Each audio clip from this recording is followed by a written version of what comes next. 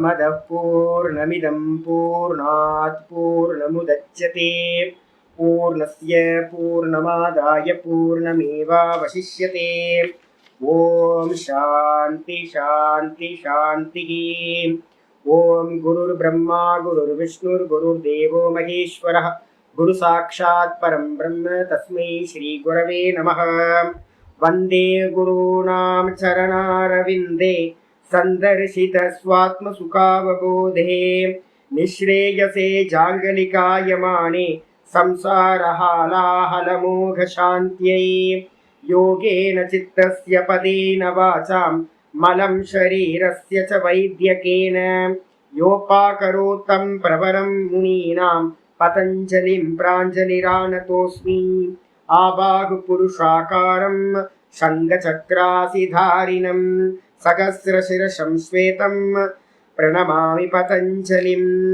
यस्त्यक्त्वा रूपमाद्यं प्रभवति जगतो अनेकदानुग्रहाय प्रक्षीणक्लेशराशिर्विषमविषधरो अनेकवक्त्रसुभोगी सर्वज्ञानप्रसूतिर्भुजगपरिकरः प्रीतये यस्य नित्यं देवो हि शस्तवो व्यात्सितविमलतनुः योगदो योगयुक्तः योगदो योगयुक्तः। ओम अथ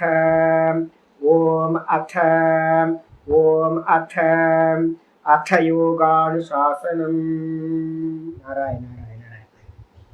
நம்ம பார்த்துக்கிட்டு இருக்கிறது யோக சூத்திரத்தில் 3வது பாதம் விபூதி பாதம் சங்கர பாஷ்யம் பார்த்துக்கிட்டு இருக்கோம். இதில் நம்ம நேற்று என்ன பார்த்து முடிச்சிருக்கோம்னா 35வது சூத்திரம் பார்த்து முடிச்சிருக்கோம். முக்கியமான சூத்திரத்தில் வந்து பார்த்தீங்கன்னா 35வது சூத்திரம் ரொம்ப இம்பார்ட்டன்ட். அதை பார்த்ததுக்கு பிறகு அதில் ஒரு முக்கியமான விஷயம் என்ன இருக்குது அப்படின்னா 13வது சாப்டர் பகவத்கீதையில் 2வது ஸ்லோகத்தில் வந்து பார்த்தீங்கன்னா ஒன்று சொல்லிச்சு.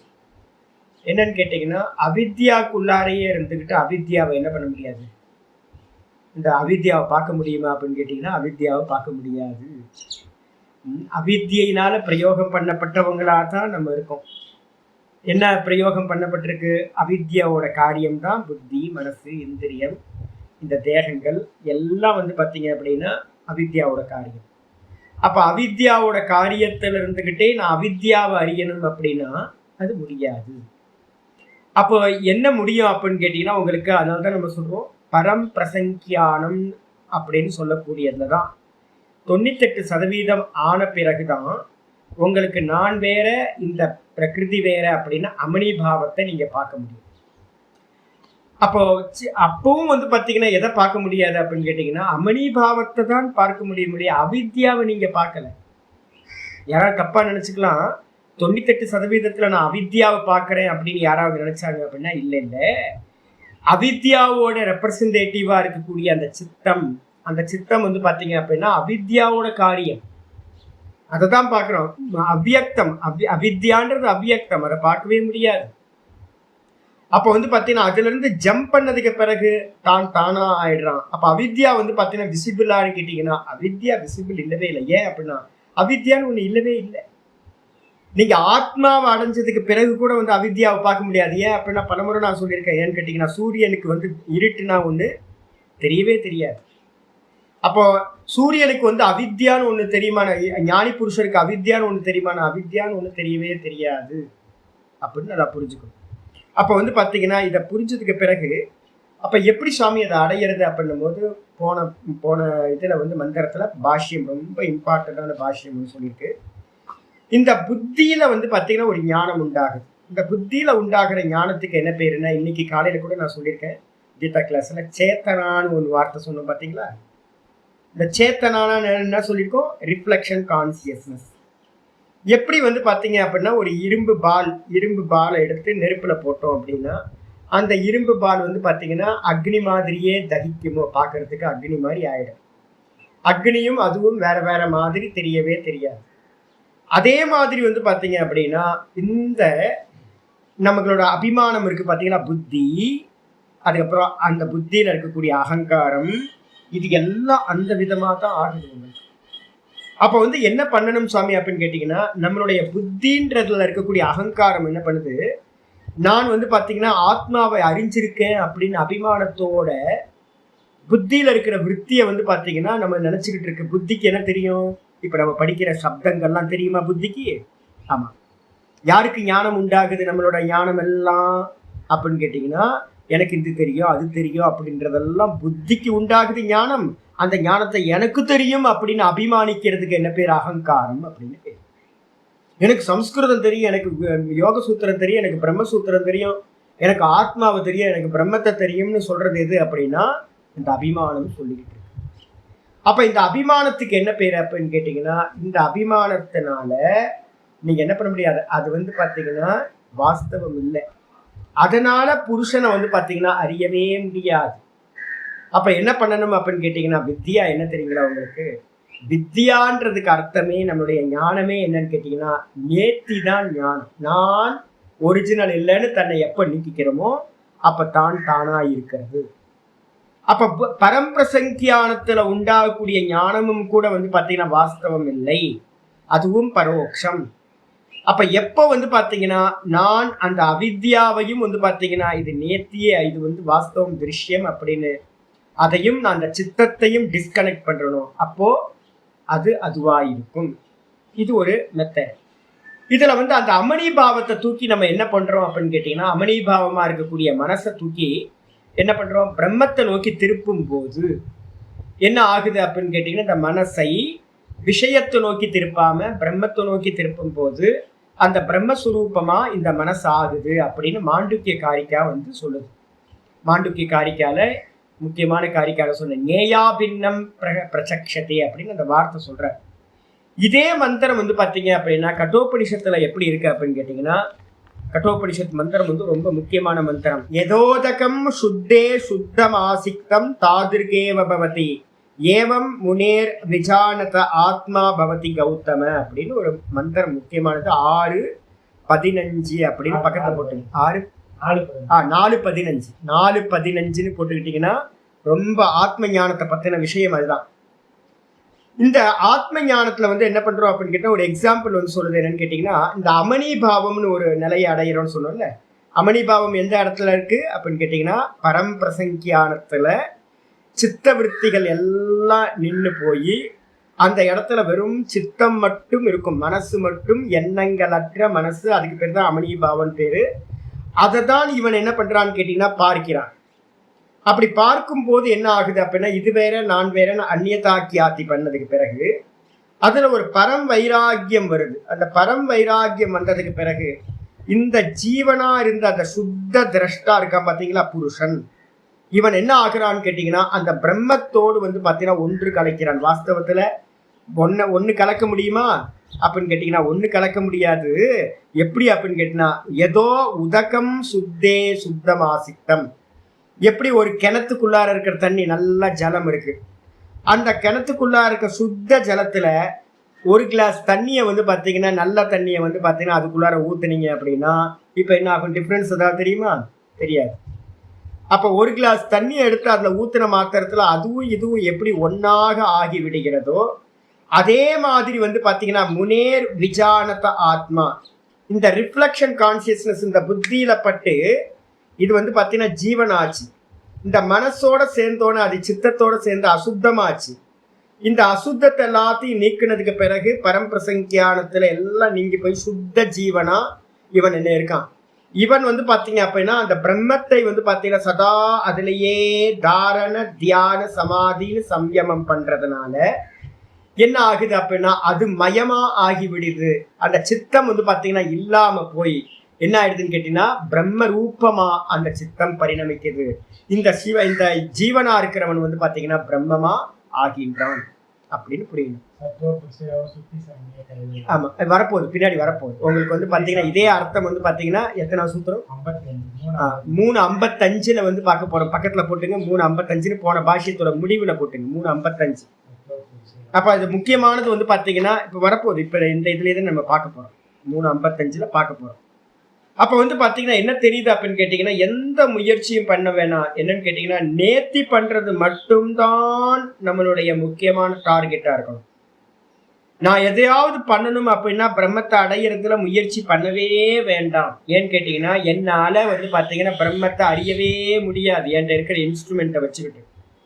அப்ப ஞானம் என்ன பண்ணுது அப்படின்னு கேட்டீங்கன்னா, நான் ஏத்தி வச்சிருக்கிறதெல்லாம் நானுக்கு மேல இதை எல்லாத்தையும் ஏத்தி வச்சிருக்கேன் அப்படின்றத தெரிஞ்சுக்கிட்டு ஏத்தி வச்சதெல்லாத்தையும் நேத்தி நேத்தி நேத்தி நேத்தி நேத்தி பண்ணிக்கிட்டே போனீங்கன்னா கடைசியில மிச்சம் என்ன இருக்கும்? இண்டிவிஜுவல் கான்சியஸ்னஸ் மட்டும் மிச்சம் இருக்கும். இந்த இண்டிவிஜுவல் கான்சியஸ்னஸ் எங்க எங்க ரிஃப்ளெக்ட் ஆகுது? புத்தியில ரிஃப்ளெக்ட் ஆகுது முதல்ல. இது அந்த ரிஃப்ளெக்ட் ஆகிற அந்த கான்சியஸ்னஸ் பாத்தீங்கன்னா அதையே தாரண தியான சமாதி பண்ணும்போது அப்ப அது என்ன ஆயிடுதுன்னு கேட்டா அகண்டமா ஆகிவிடுகிறது. ஜீவோ பிரம்மைவ நாப்பரக அப்படின்றது பாத்தீங்கன்னா கிடைச்சிடும். ஜீவன் தான் பிரம்மம். ஜீவனா இப்ப இருக்க ஜீவன் இல்ல, இப்ப இருக்கிற ஜீவன் அசுத்த ஜீவன். இப்ப இருக்கிற ஜீவன் பாத்தீங்கன்னா உபாதி. நம்ம எல்லாம் உபாதியா இருக்கும். அப்ப எல்லாத்தையும் கிளியர் பண்ணிட்டு வெறும் சுத்த ஜீவனா இருக்கிறது தான் பாத்தீங்கன்னா பிரம்மமா ஆகிறதுக்கு தகுதி. கைவல்ய நவநீதத்துல பாத்தீங்கன்னா முக்கியமானது ஆரம்பிக்கும் போதே ஜீவனை பார்த்து ஈது உபதேசித்தாரே அப்படின்னு ஆரம்பிக்கும் கைவல்யத்துல. யாரை பார்த்து ஆரம்பிக்குது அப்படின்னு கேட்டீங்கன்னா சுத்த ஜீவனுக்கு தான் வேதாந்தம். நல்லா புரிஞ்சுங்க. சுத்த ஜீவனால மட்டும்தான் அகம் பிரம்மாஸ்மி, நானும் பிரம்மமும் ஒண்ணு அப்படின்னு அறிய முடியும். இப்ப நம்ம எல்லாம் என்ன அப்படின்னு கேட்டீங்கன்னா அசுத்த ஜீவன். என்னப்பா சுவாமி ஜீவன்லயே அசுத்த சுத்தன் இருக்கா அப்படின்னு கேட்டீங்கன்னா எல்லாத்துலயும் அபிமானம் வச்சிருக்கோம். பாத்தீங்களா? எல்லாத்துலயும் அபிமானம் வச்சிருக்கோம். தேகத்துல இருந்து வெளியில இருந்து எல்லாத்துலயும் அபிமானம் வச்சிருக்கோம். நான் என்னுடையது, நான் என்னுடையது, நான் என்னுடையதுன்னு. அப்ப இந்த ஜீவன் பாத்தீங்கன்னா சம்சாரி ஜீவன். இந்த சம்சாரி ஜீவனை பாத்தீங்கன்னா சுத்திகரணம் பண்றதுக்கு தான் இந்த ஸ்டெப்ஸ் எல்லாம் நம்ம மெதுவா மெதுவா சவித்தர்க்கம், நிர்வித்தர்க்கம், சவிச்சாரன்னு ஒவ்வொன்னா டிராப் பண்ணிக்கிட்டே உள்ளுக்குள்ள வித்ரா பண்ணிக்கிட்டே உள்ள உள்ள உள்ள உள்ள உள்ள போறோம் நம்ம. அப்ப லாஸ்ட்ல சுத்த ஜீவன் எங்க இருக்கான் அப்படின்னு கேட்டீங்கன்னா பரம்பிரசங்கியானத்துல தான் சுத்த ஜீவன் இருக்கான். அவன்தான் தன்னை என்ன பண்றான்? தன்னை பிரம்மமாக அறிய முடியும்.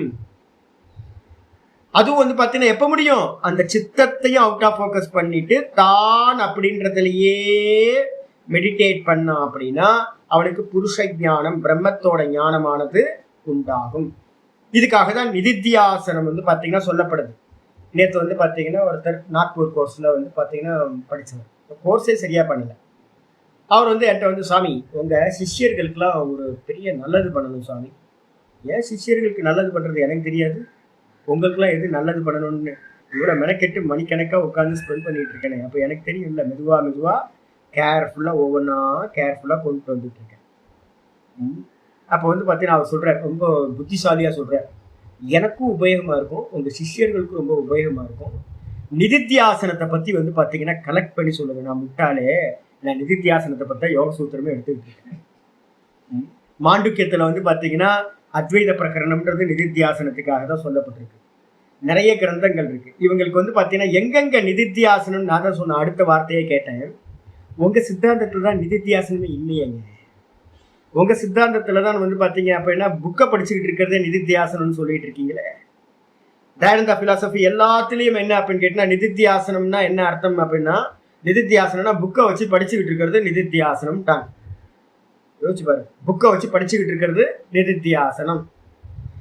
புக்கை வச்சு படிச்சுக்கிட்டு இருக்கிறது நிதித்தியாசனம் அல்ல. நிதித்தியாசனம் ஸ்டார்ட் ஆகிறதே எங்க அப்படின்னா மனனம் பூரணமா முடிஞ்ச பிறகுதான் நிதித்தியாசனம் ஸ்டார்ட் ஆகுது. மனனம்னாவே என்ன அர்த்தம்? அதுவும் பார்த்தீங்கன்னா விட்டாங்க, கம்பேர் ஸ்டடிஸ் இல்லவே இல்லை.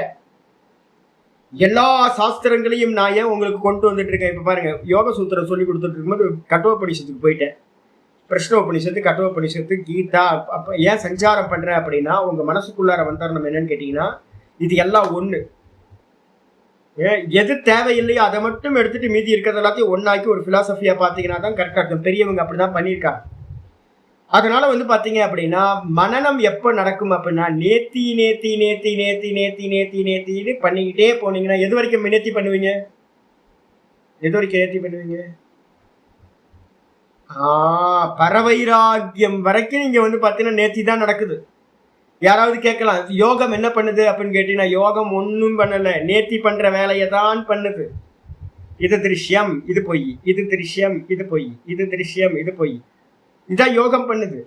அந்த லிமிட் வந்து பாத்தீங்கன்னா பரம்பிரசங்கியானம் 98% வரைக்கும் சத்துவகுணம் அதிகமாகும் போதுதான் 100% நேர்த்திய பரவைராக்கியத்துல நடக்கும் உங்களுக்கு. அப்ப நேர்த்தி பண்ணதுக்கு பிறகு என்ன ஆகும் அப்படின்னா, நேர்த்தி பண்ணதுக்கு பிறகு மிச்சம் என்ன இருக்கும்? தான் மட்டும் இருக்கும். தான் மட்டும் இருக்கிறதுல வந்து பாத்தீங்கன்னா நின்னீங்க அப்படின்னா அது யோகத்தோட இண்டிவிஜுவல் சமாதி, தான்ல மட்டும் நிக்கிறது. நான் வேதாந்தத்துல என்ன பண்றேன் அப்படின்னா, அந்த தான் வந்து பாத்தீங்கன்னா க்ஷேத்திரஜ்யம் சாபி மாம் வித்தி சர்வ க்ஷேத்திரேஷு பாரத, கீதால 13:2 என்ன சொல்லியிருக்கு? அந்த பார்க்கிறவன் வந்து பாத்தீங்கன்னா யாருன்னா நான் தான். பார்க்கிறவன் வந்து பாத்தீங்கன்னா நான் தான், ஒருத்தன் தான், எல்லா தேகத்திலையும் நான் ஒருத்தன் தான் பார்க்கிறவனா இருக்கேன் அப்படின்னு பகவான் சொல்ற. க்ஷேத்திரஜ்யனா நான் இருக்கேன் அப்படின்னு. அப்ப வேதாந்தம் என்ன பண்ணுது அப்படின்னு கேட்டீங்கன்னா, அந்த பார்க்கிறவனை பிரம்மமா சர்வ தேகங்கள்லயும் இருக்கிறவனா அறியுது. தேகம் வந்து பாத்தீங்கன்னா எப்படி அறிய முடியும்? உங்க எல்லாத்துலயும் நான் இருக்கேன் அப்படின்னா எது பிரச்சனை? இந்த தேகம் தான். தேகம் வந்து பாத்தீங்கன்னா தேகாத்ம புத்தியோட இருந்துகிட்டு வந்து பாத்தீங்கன்னா உங்களால எப்பவுமே அத்வைதத்தை எக்ஸ்பீரியன்ஸ் பண்ணவே முடியாது. அப்ப அதனால்தான் சவிதர்க்கம் நிர்விதர்க்கம் இந்த ஆர்டர்ல ஒவ்வொன்னா வித்ரா பண்ணிக்கிட்டே போய் சுத்த ஜீவனா இருந்தா மட்டும்தான், இந்த சுத்த ஜீவன் தான் எல்லா தேகங்களிலும் இருப்பவன். வெறும் நான் மட்டும்தான் யாரோடையும் கான்ட்ரடிக்ட் ஆகாம இருக்கிறது. நான் கூட நீங்க எதை சேர்த்தாலும் அது கான்ட்ரடிக்ட் ஆகும். அதை வந்து பாத்தீங்கன்னா நீங்க சர்வமும் ஒண்ணு அப்படின்னு எந்த காலத்திலையும் சொல்ல முடியாது. மனசுல நல்லா புரிஞ்சுங்க. அப்ப அதனால வந்து பாத்தீங்க அப்படின்னா சுத்த ஜீவனாக நம்ம ஆனதுக்கு பிறகு அந்த சுத்த ஜீவன் தான் பாவனான்னு ஒண்ணு நான் வந்து பாத்தீங்கன்னா உங்களுக்கு வேதாந்தத்துல சொல்லியிருக்கோம்.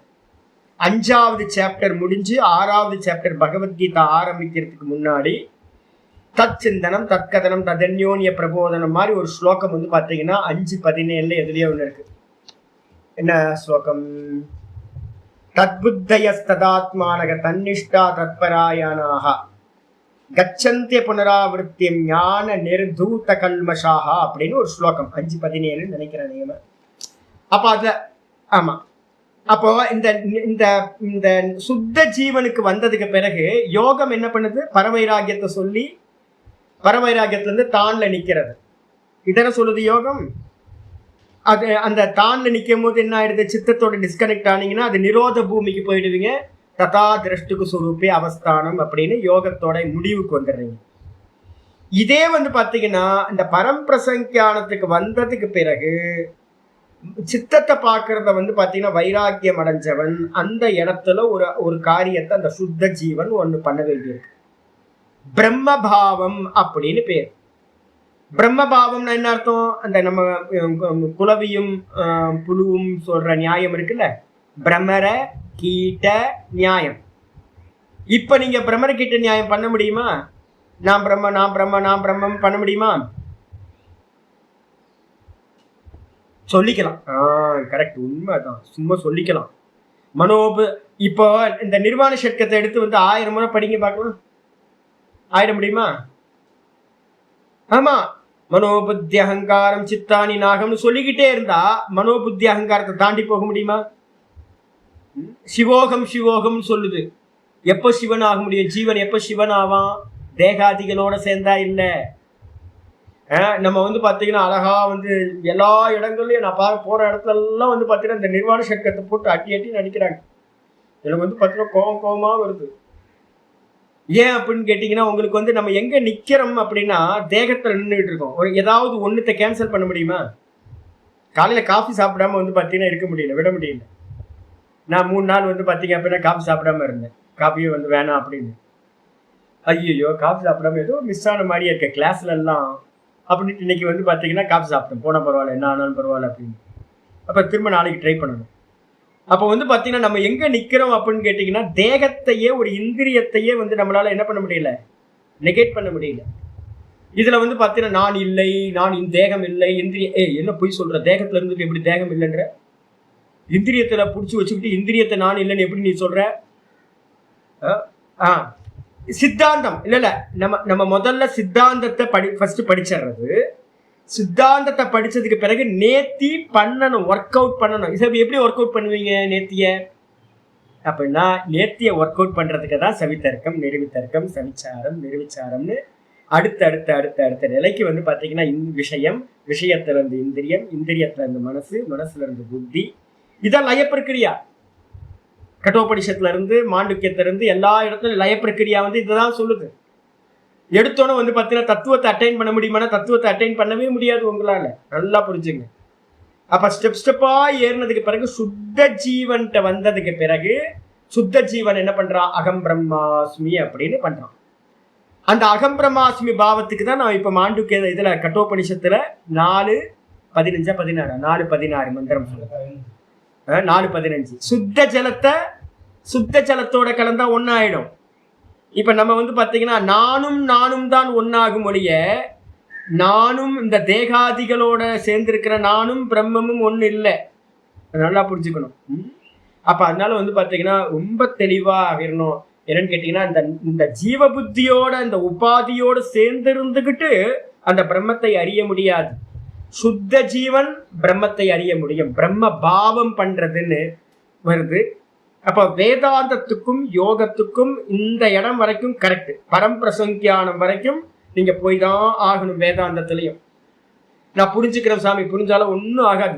தேகம் போகவே போகாது. தயானந்த சுவாமியோட குருநாதர் தாரானந்த சுவாமி அப்படின்னு பேர். என்னோட ராமானந்த சுவாமியோட என்னோட குருநாதரோட குருபாய். அவங்க படிச்சதெல்லாம் வந்து பார்த்தீங்கன்னா 60s வந்து பார்த்தீங்க அப்படின்னா இதில் வந்து கைலாசாசிரமத்தில் ஒன்றா படித்தவங்க. பிரம்ம பிரகாஷானந்தான்னு ஒரு சுவாமி இருந்தார். பிரம்மசூத்திரத்தையே வந்து பார்த்தீங்கன்னா புக்கு இல்லாமல் தான் படித்து கொடுப்பார். பிரம்மசூத்திரத்தை புக்கு இல்லாமல் படித்து கொடுப்பார். சங்கர பாஷ்யம் ஃபுல்லாக புக்கே எடுக்க மாட்டாராம், புக்கே தொட மாட்டாராம். வெறுமனே புக்கு இல்லாமல் பாடத்தை மட்டும் சொல்லிகிட்டே இருக்காரு. மற்றவங்க எல்லாம் ஸ்டூடெண்ட்ஸ் எல்லாம் புக்கை வச்சுட்டு படிப்பாங்க. பிரம்மசூத்திரம் படிக்கிறதுனா நான் என்கிட்ட யாராவது சொல்லுவாங்க, ஒருத்தர் ஃபோன் பண்ணி சொல்கிறார், சுவாமி அத்தியாச பாஷையெல்லாம் உங்களுக்கு மனப்பாடமா சுவாமி? நீங்கள் என்ன அத்தியாச பாஷையில் அப்பப்போ சொல்லிக்கிட்டே இருக்கீங்க, இங்கேருந்து சொல்கிறீங்க அங்கே சொல்கிறேன். நான் சொல்லுவேன் தலையில் அடிச்சுக்கிறது. ஏங்க பிரம்ம பிரகாஷானந்தான் ஒருத்தர் இருந்தார். புக்கே என்ன பேஜ் என்ன பேராகிராஃபு என்ன இதுன்னு சொல்லுவார் உங்களுக்கு. அந்த அளவுக்கு புத்திசாலி, அவ்வளோ ஞான நிஷ்டை உடையவங்க. அவர்கிட்ட வந்து தாரானந்த சுவாமியும் படித்தா. தாரானந்த சுவாமிக்கு சேவை பண்ணிட்டு இருந்தோம் ஒரு காலத்தில். இப்போது ஒரு லீவு நாளெல்லாம் போயிருப்போம் அதெல்லாம். அப்போ வந்து பார்த்தீங்கன்னா அவர் என்ன பண்ணார் அப்படின்னு கேட்டிங்கன்னா, கரண்ட்டில் வந்து பார்த்தீங்க அப்படின்னா மீட்ரு இருக்குல்ல, மீட்ரு ஓடும் தெரியுங்களா? கரண்ட்டு பில்லு கட்டுறதெல்லாம் ஆசிரமம் கட்டிக்கிட்டு இருக்கும். மீட்டரில் வந்து பார்த்தீங்க அப்படின்னா ஒரு அட்டையை சொருகி என்ன பண்ணுறது, மீட்டரை நிப்பாட்டுறது. யார் பண்ணுவா? யோசிப்பாரு. ரொம்ப வந்து பார்த்தீங்கன்னா வருமானமே இல்லாத பாவமாக இருக்கிற ஜனங்கள் என்ன பண்ணுவாங்க அப்படின்னு கேட்டிங்கன்னா, வீட்டில் ஒரு மேட்ச் பாக்ஸோட டப்பாவோட அட்டையை எடுத்து அந்த மீட்ரு ஓடுறதுக்கு கீழே வந்து பார்த்தீங்கன்னா வச்சு விட்டாங்கன்னா மீட்ரு ஓடாது. 10 நாள் மீட்ரு ஓடும், 10 நாள் மீட்ரு ஓடாது. அப்போ கரண்ட் பில் ரொம்ப கம்மியாக வரும். இதை யார் பண்ணுவா? அப்போ வந்து பார்த்தீங்கன்னா தாரானந்த சுவாமி வந்து பார்த்தீங்க அப்படின்னா இதை பண்ணுறதை நாங்கள் பார்த்தோம். இறந்து போகும்போது அவரோட பெட்டுக்கு அடியில் வந்து நாங்கள் தான் 4 பேர் இருந்தோம். பெட்டுக்கு அடியில் குறைஞ்சபட்சம் ஒரு 15 லட்சம் ரூபாய் பெட்டில் விட்டுட்டு போயிட்டார். தாரானந்த சுவாமி அவர்கிட்ட தான் பிரம்மசூத்திரம் படித்தார். நம்ம தயானந்த சுவாமி. நான் இப்போ இவ்வளோ ஓப்பனாக சொல்கிறேன். அவர்கிட்ட ஒரு சேவக் இருந்தார், ஒரு பகாடி. அவர் வந்து பார்த்தீங்க அப்படின்னா என்னன்னு கேட்டிங்கன்னா, பகாடினா மலைக்கு மேலே வாசம் பண்ணுறார். அவர் தான் எல்லா காரியத்தையும் பண்ணிகிட்டு இருந்தார். ஆனால் அவருக்கு வந்து பார்த்தீங்கன்னா ஒழுங்காக சேலரி கூட கொடுக்கல. நாங்கள் தான் என்ன பண்ணுவோம், எங்கள்கிட்ட இருந்து கொஞ்சம் எதாவது போயிட்டு அப்போ ஊருக்கு போகும்போதெல்லாம் கையில் கொடுத்து அனுப்புவோம். அப்போ என்னன்னு கேட்டிங்கன்னா, அப்போ சப்த ஞானம்லாம் மண்டை பெருசாக தான் இருக்குது. எல்லாத்துக்கும் மண்டை பெருசாக இருக்குது. ஏலியன் மாதிரி உடம்புலாம் சின்னதாகி மண்டை மட்டும் பெருசாகி போச்சு. சப்த ஞானம் எல்லா புண்ணாக்கிட்டையும் இருக்குது. என்ன சொன்னீங்க மந்திரம்? காலைல சிவவாக்கியரோட மந்திரம் சொன்னீங்க. ஞானி என்று சொல்லும் நாய்கள் கோடி அப்படின்னு வந்து பார்த்தீங்க அப்படின்னா சிவவாக்கியர் வந்து பார்த்தீங்கன்னா சொல்றார், ஞானி என்று சொல்லும் நாய்கள் கோடி உலகில் உண்டு. யோசிச்சு பார்த்தேன். ஏன் அப்படின்னு கேட்டிங்கன்னா, இதில் ரிஷிகேஷ்லையும் ஹரித்வார்லையும் காஷிலையும் போனீங்க அப்படின்னா பிரம்மத்தை தெரியாதவன் எவனும் இருக்க மாட்டான். நீங்கள் திருவண்ணாமலைக்கு வந்தீங்க அப்படின்னா ரமணாசிரமத்துக்கு எதிர்த்து ஒரு பெட்டி கடை ஒன்று இருக்குது. அந்த பெட்டி கடையில் போய் நின்னீங்கன்னா தெரியுமே சார், ரமணன் நான் தானே சொல்கிறாரு அப்படின்னா அங்கே இருக்கிற ஆள் வந்து பார்த்தீங்கன்னா நானை பற்றி பெரிய வியாக்கியானம் பண்ணுவேன். வியாபாரம் பண்ணிகிட்டு இருக்கவன். ஆமாம், காசியில் எல்லாத்துக்கும் தெரியும், எல்லாத்துக்கும் ஞானம் தெரியும். அப்ப இந்த ஞானம் வந்து பாத்தீங்கன்னா பண்டிதர்கிட்ட ரொம்ப இதா அதிகமா இருக்கும், சாமானிய ஆள்கிட்ட படகோட்டிக்கு வந்து சாதாரணமா இருக்கும். இவ்வளவுதான் வித்தியாசம். நேத்து நான் ஒருத்தரை பத்தி சொன்னேன் பாத்தீங்கன்னா, நர்மதா கரையில 2 பெரியவங்க வந்து பாத்தீங்கன்னா அந்த பரனுக்கு மேல உட்கார்ந்து இருந்தாங்க. என்கிட்ட சொன்னாங்க, என்ன சொன்னாங்கன்னா, அந்த பெரியவங்க 2 பேரும் என்ன சொன்னாங்கன்னா, 75 வயசுக்கு மேல இருக்கிற பெரியவங்க, லேண்ட்லார்டு.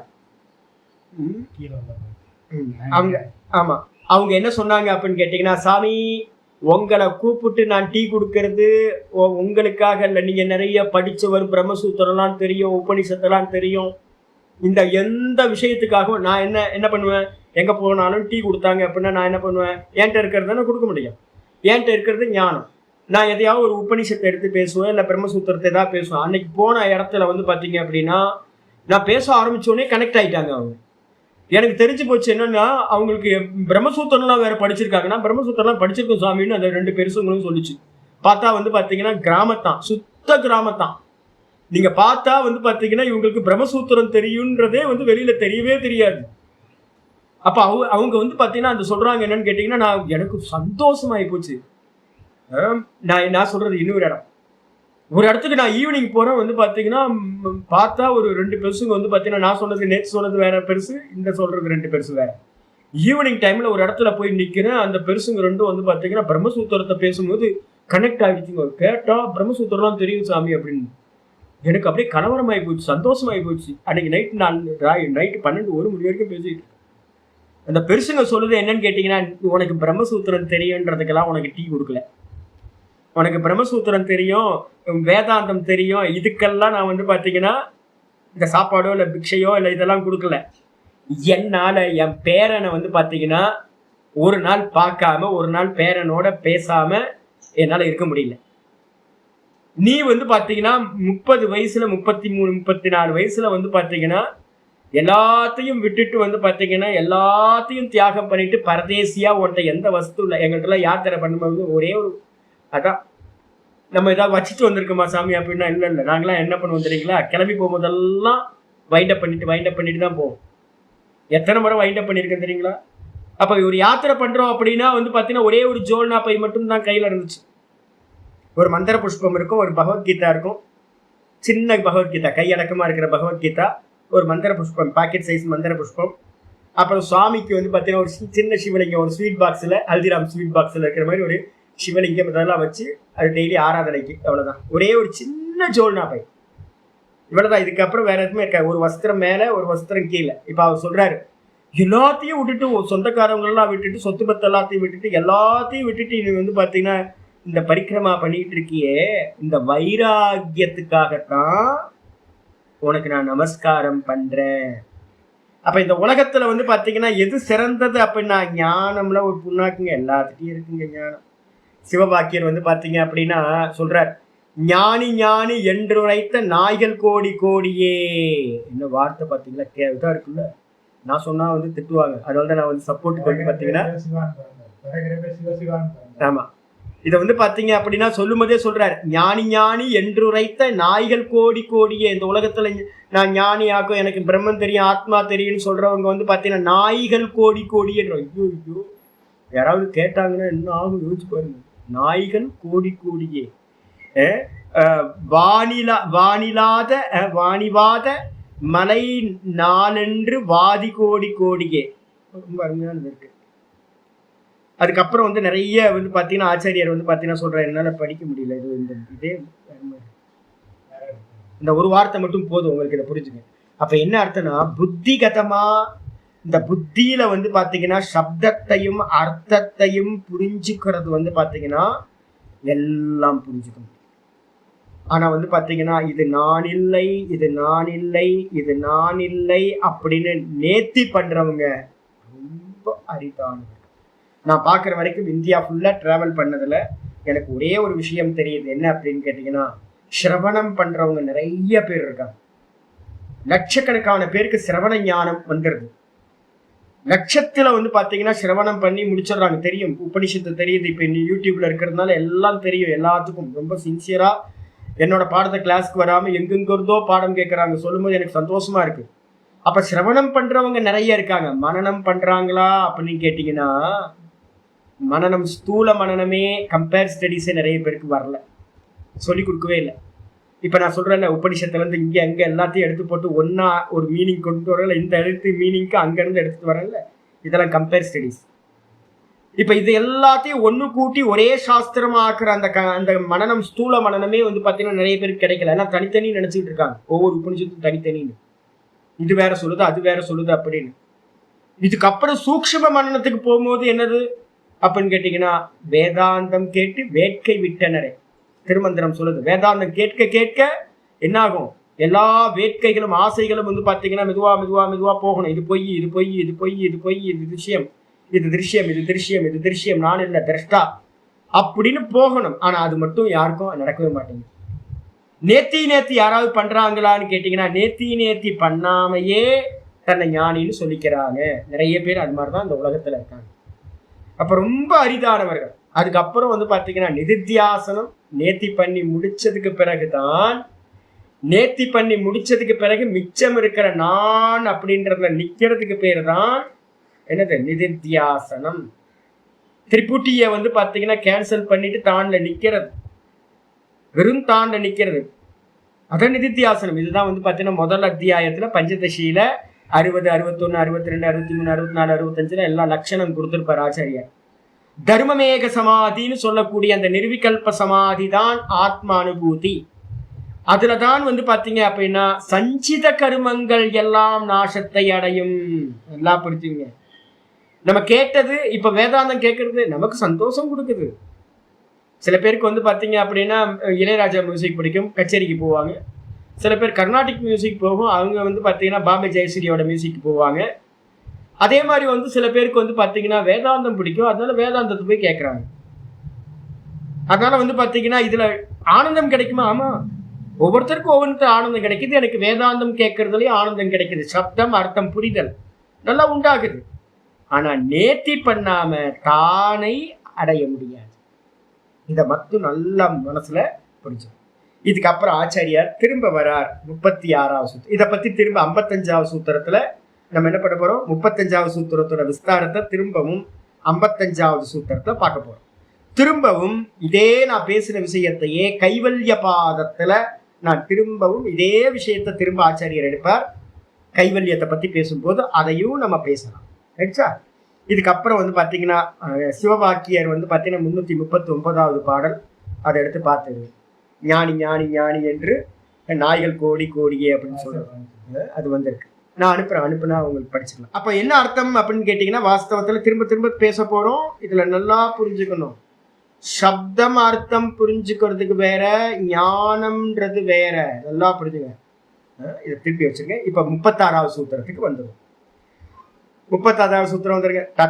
ததஹ பிரதிபா பிரதிப பிரதிபா இருக்க பிரதிபா இருக்கான்னு பிரதிப பிராதிப ததஹ பிராதிப ஸ்ரவண வேதன ஆதர்ஷ ஆஸ்வாத வார்த்தா ஜாயந்தே. ததஹ பிராதிப ஸ்ராவண வேதன ஆதர்ஷ ஆஸ்வாத வார்த்தா ஜாயந்தே. சூத்திரம் 36வது சூத்திரம். இந்த கொஞ்சம் மீனிங்ல வந்து நான் தப்பா எழுதியிருக்கேன். தமிழ்ல இருக்கிறவங்க கொஞ்சம் அதை கொஞ்சம் திருத்திக்கணும். இங்கே தத்தக அப்படின்றதுக்கு அர்த்தம் வந்து பாத்தீங்கன்னா பிறகு அப்படின்னு அர்த்தம் எடுத்துங்க. எதுக்கு பிறகு அப்படின்னா, போன சூத்திரத்துக்கு அடுத்ததா இதை கனெக்ட் பண்ணக்கூடாது. 33வது சூத்திரத்துக்கு பின்னாடி, 33வது சூத்திரத்துக்கு பின்னாடி. 33வது சூத்திரத்துல நம்ம என்ன படிச்சிருக்கோம் அப்படின்னா, பிராதிபாத்வா சர்வம் அப்படின்னு பார்த்துருக்கோம்.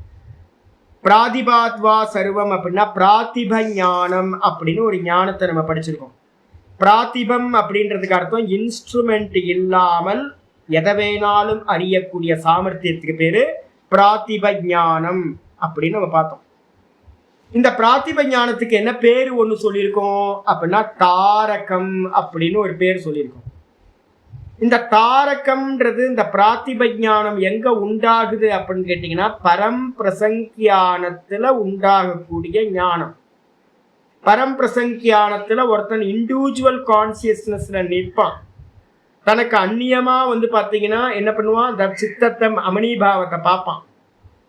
மனம் இந்த எண்ணங்கள் இல்லாத மனத்தை பார்க்கறதும் தான் தானா நிக்கிற இண்டிவிஜுவல் கான்சியஸ்னஸும் சித்திச்சோன அதுக்கு பேர், அந்த ஞானத்துக்கு பேரு பிராத்திபம்னு பேர். அந்த இடத்துல இவனுக்கு என்ன தெரியும் அப்படின்னா சர்வம், எல்லா ஞானங்களும் வந்து பாத்தீங்கன்னா இவனுக்கு தெரிய ஆரம்பிச்சிடும்.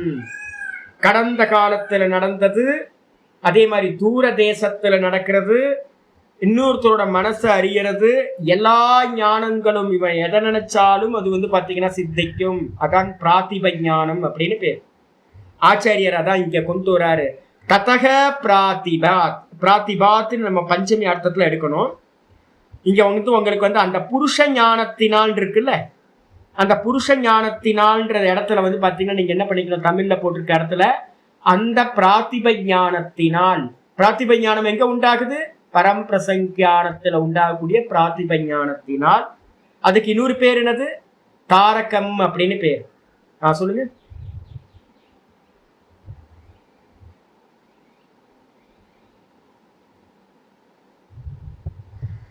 ஆமா ஆமா ஆமா, அதுக்கு முன்னாடி இருக்கிறது. அதுல இருந்து ஆரம்பிச்சே வந்து பாத்தீங்கன்னா உங்களுக்கு பரம்பிரசங்கியான அதுக்கப்புறம் தானே வருது. அது 96, 97, 98 இந்த மூணுத்துலயுமே அந்த பிராத்திப ஞானம் இருக்கும் உங்களுக்கு. 3 இடத்துலயுமே பிராத்திப ஞானம் இருக்கும் உங்களுக்கு.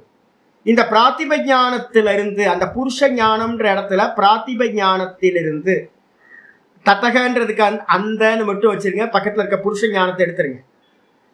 அடுத்ததுல பிராத்திப ஞானத்திலிருந்துன்னு மட்டும் போட்டுங்க. அந்த பிராத்திப ஞானத்திலிருந்து ஒருத்தருக்கு பிராத்திப ஞானம் வந்துச்சுன்னா என்ன ஆகும் அப்படின்னா ஸ்ராவண அப்படின்னா திவ்ய சப்தங்களை கேட்டல் உண்டாகும்.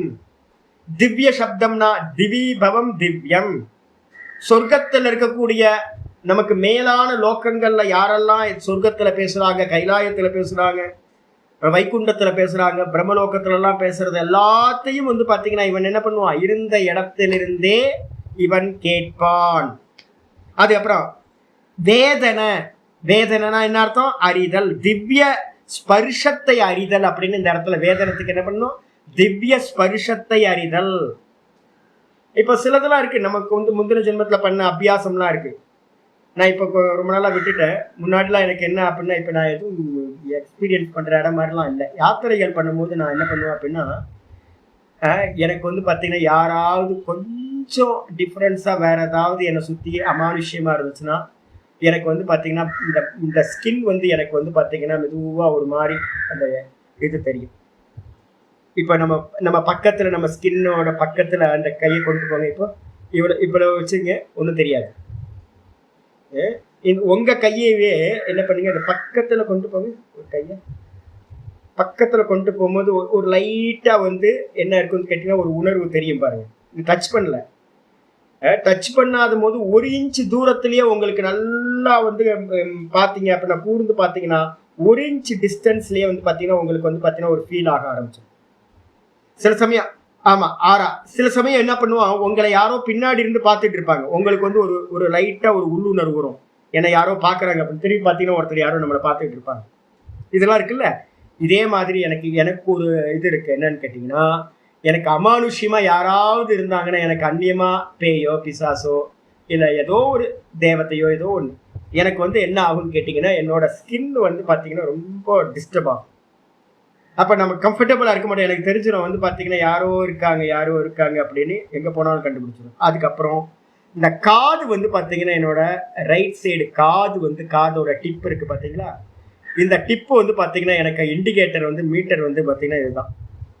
இது வந்து பாத்தீங்க அப்படின்னா மெதுவா எனக்கு வந்து துடிக்க ஆரம்பிச்சு இந்த இடம். அப்ப வந்து நான் தெரிஞ்சுப்பேன் இந்த இடத்துல ஏதோ நம்மளை மீறி வேற யாரோ ஒரு பர்சன் இருக்காங்க அப்படின்னு. இது வந்து பாத்தீங்க அப்படின்னா பிராத்திப ஞானம். யாராவது இன்ஸ்ட்ருமெண்ட் ஏதாவது இருந்துச்சா அப்படின்னா எந்த இன்ஸ்ட்ருமெண்ட்டும் இல்லை.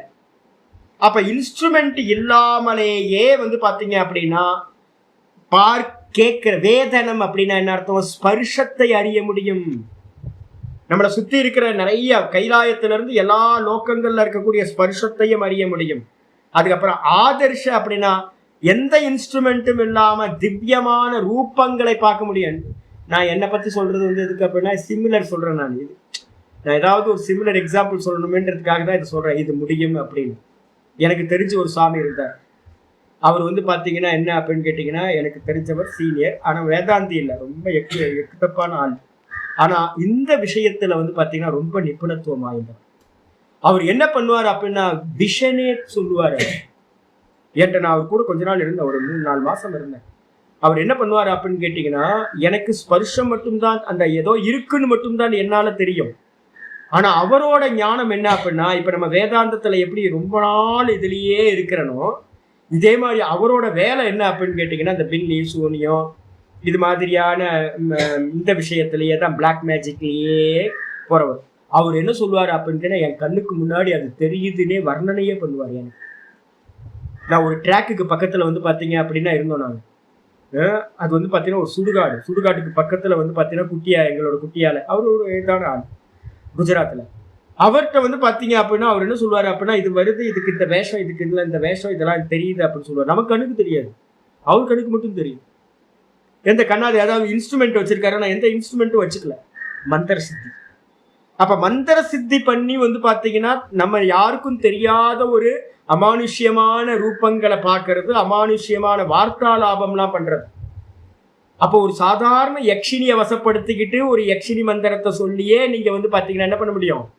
உங்களால வந்து பார்த்தீங்கன்னா தேவதைகள்கிட்ட பேச முடியும், கமெண்ட் பண்ண முடியும், பார்க்க முடியும். தூர தேசத்துல நீங்க எதையெல்லாம் பார்க்கணும்னு ஆசைப்படுறீங்களோ வெத்தலையில வந்து பார்த்தீங்கன்னா மைய தடவி, இதெல்லாம் இப்போ நம்ம கிண்டல் பண்றோம், அதெல்லாம் சத்தியம். எல்லாம் பண்ண முடியும் மந்திரத்தினால. அப்போ ஒருத்தன் பிராதிப ஞானத்தை 98% அடைகிறான் அப்படின்னா அவனுக்கு என்ன ஆகும்னு கேட்டினா, டோட்டலா இந்த பிரகிருதியில என்னெல்லாம் இருக்கோ அது எல்லாம் விசிபிள் ஆயிடும். ஆதர்ஷ இல்லை. இப்போ உங்களுக்கு மட்டும் இல்லை, இப்போ இவங்க லலிதா வீட்டில் வந்து பார்த்தீங்கன்னா இவங்க வந்து பார்த்தீங்கன்னா காலமாயி 2 நாளுக்கு முன்னாடி தான் காலமாயிருக்காங்க. இப்போ நீங்கள் 11வது நாள் பண்ணுவீங்களா காரியம்? 11 பண்ணுறீங்களா, 13 பண்ணுறீங்களா, 16 பண்ணுறீங்கல்ல? அப்போது ஆமாம், அந்த காரியம் பண்ணி முடிக்கிற வரைக்கும் அந்த ஜீவன் வந்து பார்த்தீங்கன்னா எக்ஸிஸ்டன்ஸாக அங்கே தான் இருக்கும். போயிட்டு மேலே போய் அட்டெண்டன்ஸ் கொடுத்துட்டு க்ஷண நேரத்தில் வந்து பார்த்தீங்கன்னா இந்த லோகத்துக்கு திரும்ப வந்துடுவாங்க. போயிட்டு நான் வந்து பார்த்தீங்கன்னா அட்டெண்டன்ஸ் மட்டும் கொடுக்குறது, அவ்வளோ வேகத்தில் போய் அட்டெண்டன்ஸ் கொடுத்துட்டு இதில் யமதர்மராஜன்ட்ட வந்து சித்திரகுப்தன்ட்ட வந்து அக்கௌண்ட்டை இது பண்ணிவிட்டு திரும்ப இமீடியட்டாக ஃபாஸ்ட்டாக ரிட்டர்ன் வந்துடுவாங்க. ரிட்டர்ன் வந்துட்டு 12 நாள் காரியம் நடக்கிற வரைக்கும் உங்களுக்கு அந்த இது இருந்துக்கிட்டே இருக்கும். 12 நாள் காரியம் இல்லை, எல்லாத்தையும் பண்ணி முடிச்சதுக்கு பிறகு சாந்தி ஹோமம் பண்ணுற வரைக்கும் அது அந்த பாடியில் அபிமானத்தோடு இருக்கும். இப்போ வந்து நீங்கள் இந்த ஆஃபர்லாம் பண்ணும்போது நிறைய பேருக்கு ராத்திரியில் படுத்திருக்கும் போது, இப்போ இவங்களாம் கூட லலிதா கூட பக்கத்துலேயே இருக்காங்க, அவங்களாம் ஃபீல் பண்ண முடியும். அந்த ஜீவன் வந்து பார்த்தீங்கன்னா அங்கேயே இருக்கிறத வந்து பார்த்தீங்கன்னா அவங்களுக்கு அது ஃபீல் ஆகும், நம்ம கூடயே அவங்க இருக்காங்க அப்படின்ட்டு.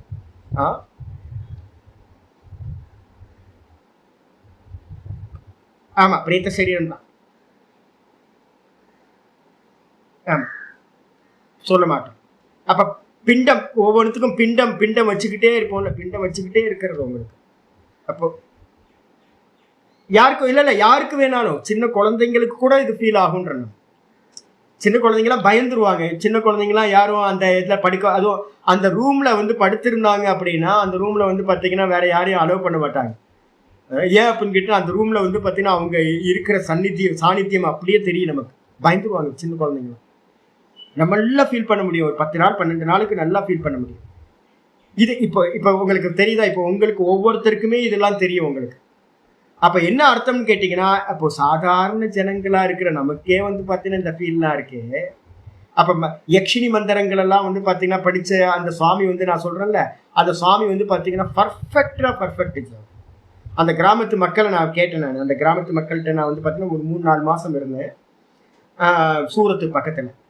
அந்த சூரத்து பக்கத்தில் இருக்கும் போது என்னாச்சு அப்படின்னு கேட்டிங்கன்னா, அந்த கிராம மக்கள் வந்து அந்த சுவாமியை வந்து அவ்வளோ சிரேஷ்டமாக சொல்கிறாங்க. என்ன காரணம்னா, அந்த பேசுவார் அவர் வந்து பார்த்தீங்கன்னா அவங்களோட வீட்டில் இறந்து போனவங்க, முன்னாடி இருந்தவங்களாம், ரொம்ப நாளுக்கு முன்னாடி இருந்தவங்களெல்லாம் கூப்பிட்டுலாம் வந்து பார்த்தீங்கன்னா பித்திருக்களுக்கு என்ன குறை இருக்குது, என்ன இருக்குது, அதெல்லாம் பேசி வந்து பார்த்தீங்கன்னா அதெல்லாம் கரெக்ட் பண்ணி நிறைய குடும்பங்கள் நல்லபடியாக இருக்கிறதெல்லாம் சொல்லுவாங்க. ஸ்பஷ்டமாக வந்து பார்த்தீங்கன்னா சொல்கிற சாமர்த்தியம்லாம் அவருக்கு இருந்துச்சு.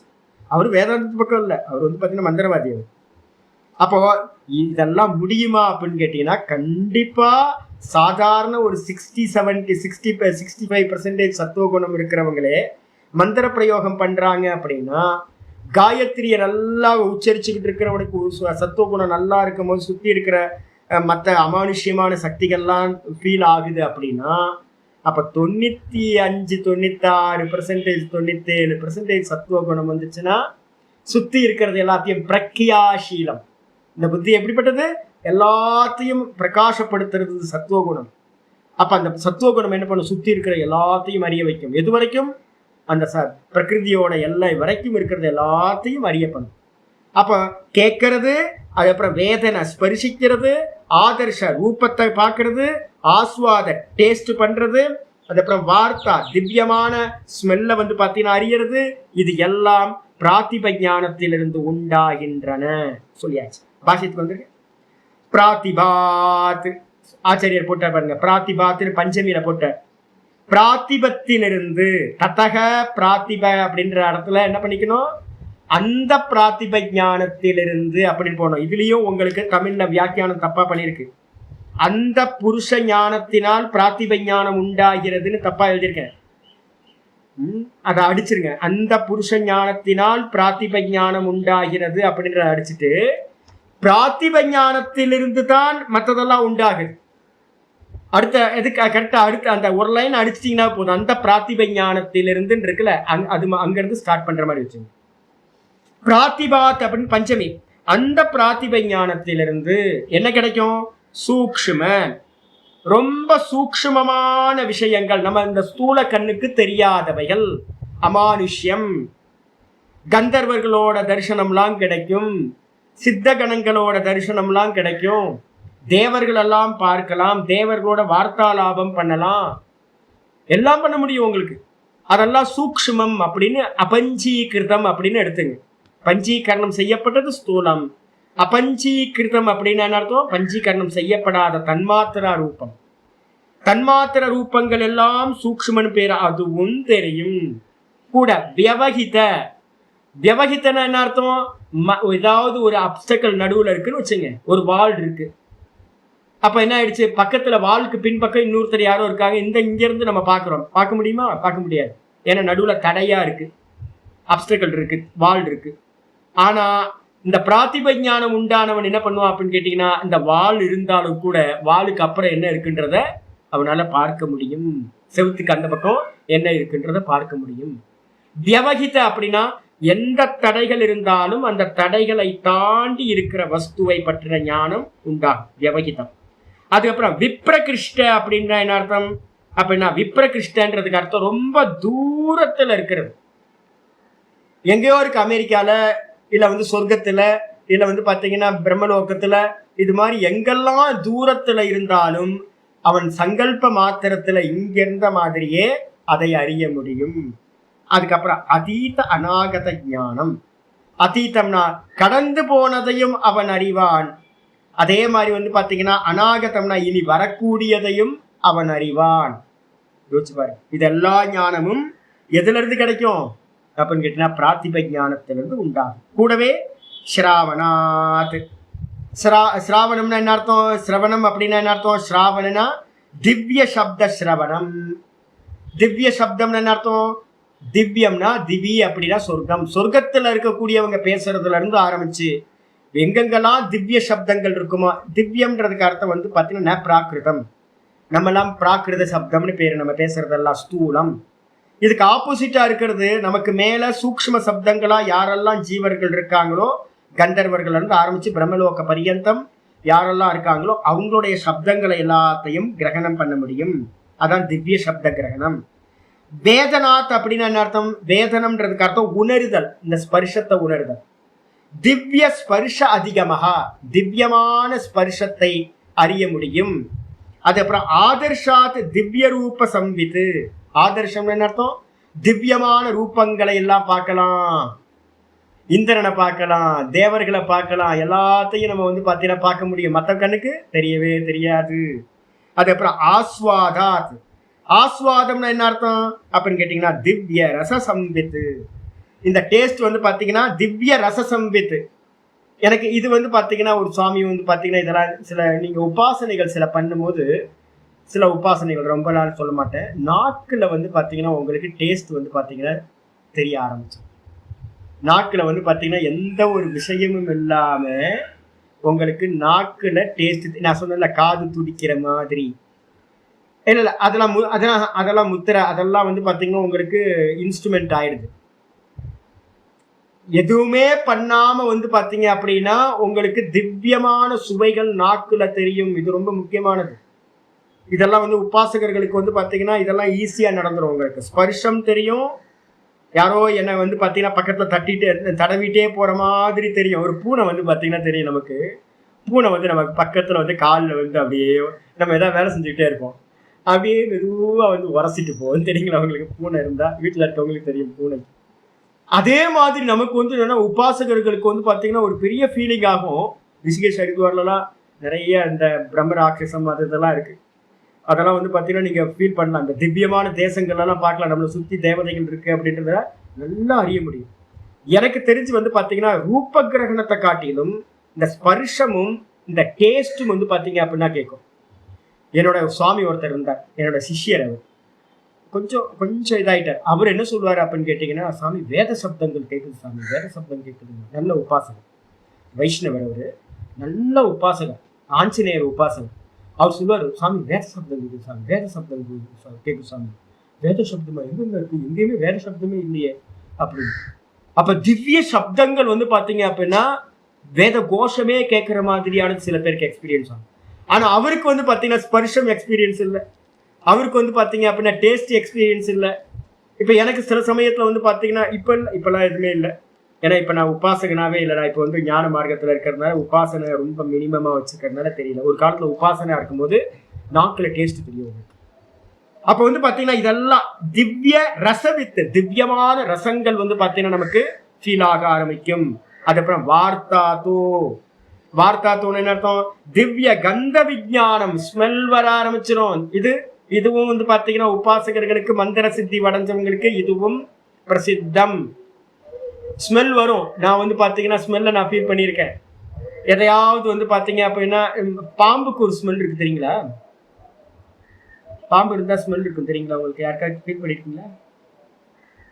ஆமா, இந்த துணியை நினைச்சு வச்சு துணி நினைச்சு வச்சு ஒரு 2-3 நாள் கழிச்சு வந்து பாத்தீங்கன்னா ஈர துணியை நினைச்சு வச்சு லைட்டா ஒரு பேட் ஸ்மெல் ஒன்று வரும் பார்த்தீங்களா? அது மாதிரி ஒரு ஸ்மெல் வந்து பாத்தீங்கன்னா பாம்புக்குன்னு ஒரு ஸ்மெல் இருக்கு. நான் தான் சொன்னேன், அவதானம் பண்றது வந்து பாத்தீங்கன்னா ரொம்ப அவதானம் பண்ணணும். அப்போ நம்ம என்ன பண்ணலாம்னு கேட்டிங்கன்னா, ஒரு ஸ்மெல் வரும் போதே, இந்த பேயெல்லாம் வந்தால் ஒரு ஸ்மெல் வரும்னு சொல்லுவாங்க தெரியுங்களா? மல்லிகைப்பூ ஸ்மெல்லு அதெல்லாம் நம்ம நினச்சிக்கிட்டு இருக்கோம், பேய் வந்தால் மல்லிகைப்பூ ஸ்மெல் எப்படி வரும் அப்படின்னு. எது வரைக்கும் நீங்கள் ஃபீல் பண்ணலையோ அது வரைக்கும் வந்து பார்த்தீங்கன்னா அதெல்லாம் பரோட்சம், ஏதோ பொய் அம்பக்குன்னு நம்ம சொல்லலாம். அது எக்ஸ்பீரியன்ஸ் வந்து பார்த்தீங்கன்னா உபாசகர்களுக்கு வந்து பார்த்தீங்கன்னா மனசு ரொம்ப சட்டில் ஆக ஆக ஆக சுற்றி இருக்கிற ஸ்மெல்லெல்லாம் தெரிய ஆரம்பிச்சோம். யாரு வந்தா யாரு போனா திவ்யமான ஸ்மெல்ல வச்சுக்கிட்டே கண்டுபிடிச்சிட முடியும். இதெல்லாம் வந்து பாத்தீங்கன்னா திவ்ய கந்த விஞ்ஞானம். வார்த்தா தோன்றதுக்கு அர்த்தம் திவ்ய கந்த விஞ்ஞானம் உண்டாகும். இது ஏதானி நித்தியம் ஜாயந்தே சொல்லிட்டாரு பாருங்க. இப்ப எங்களுக்கெல்லாம் நான் சொல்றவங்க எல்லாம் இப்ப நான் எக்ஸாம்பிள் சொன்னதெல்லாம் என்னது, அந்த உபாசனா காலத்துல மட்டும் நல்லா உபாசனை பண்ணிட்டு இருக்கோது மட்டும் அந்த இதெல்லாம் தெரியும். உபாசனையை விட்டோம் அப்படின்னா மீட்டர் வந்து பார்த்தீங்கன்னா கீழே இறக்கிற நார்மல் பர்சன் ஆயிடுவோம். இப்போ நான் நார்மல் பர்சனாக இருக்கேன், எனக்கு இன்னும் காதே துடிக்கல. காது துடிச்சோ ரொம்ப நாள் ஆச்சு. எனக்கு டவுட் ஆயிடுச்சு, ஐயோ போயிடுச்சோ, நமக்குலாம் சக்தி சாமர்த்தியம் எல்லாம் போயிடுச்சோ. எங்க காது அடிக்கடி துடிக்குமே. இப்போ ஒருவேளை திருவண்ணாமலையில் ஈஸ்வரனோட இதனால அண்ணாமலையாரோட சரௌண்டிங்கில் எதுவும் இல்லை போல இருக்கு, காதே துடிக்க மாட்டேங்குது. வெளியூர் போய் தான் பார்க்கணும்.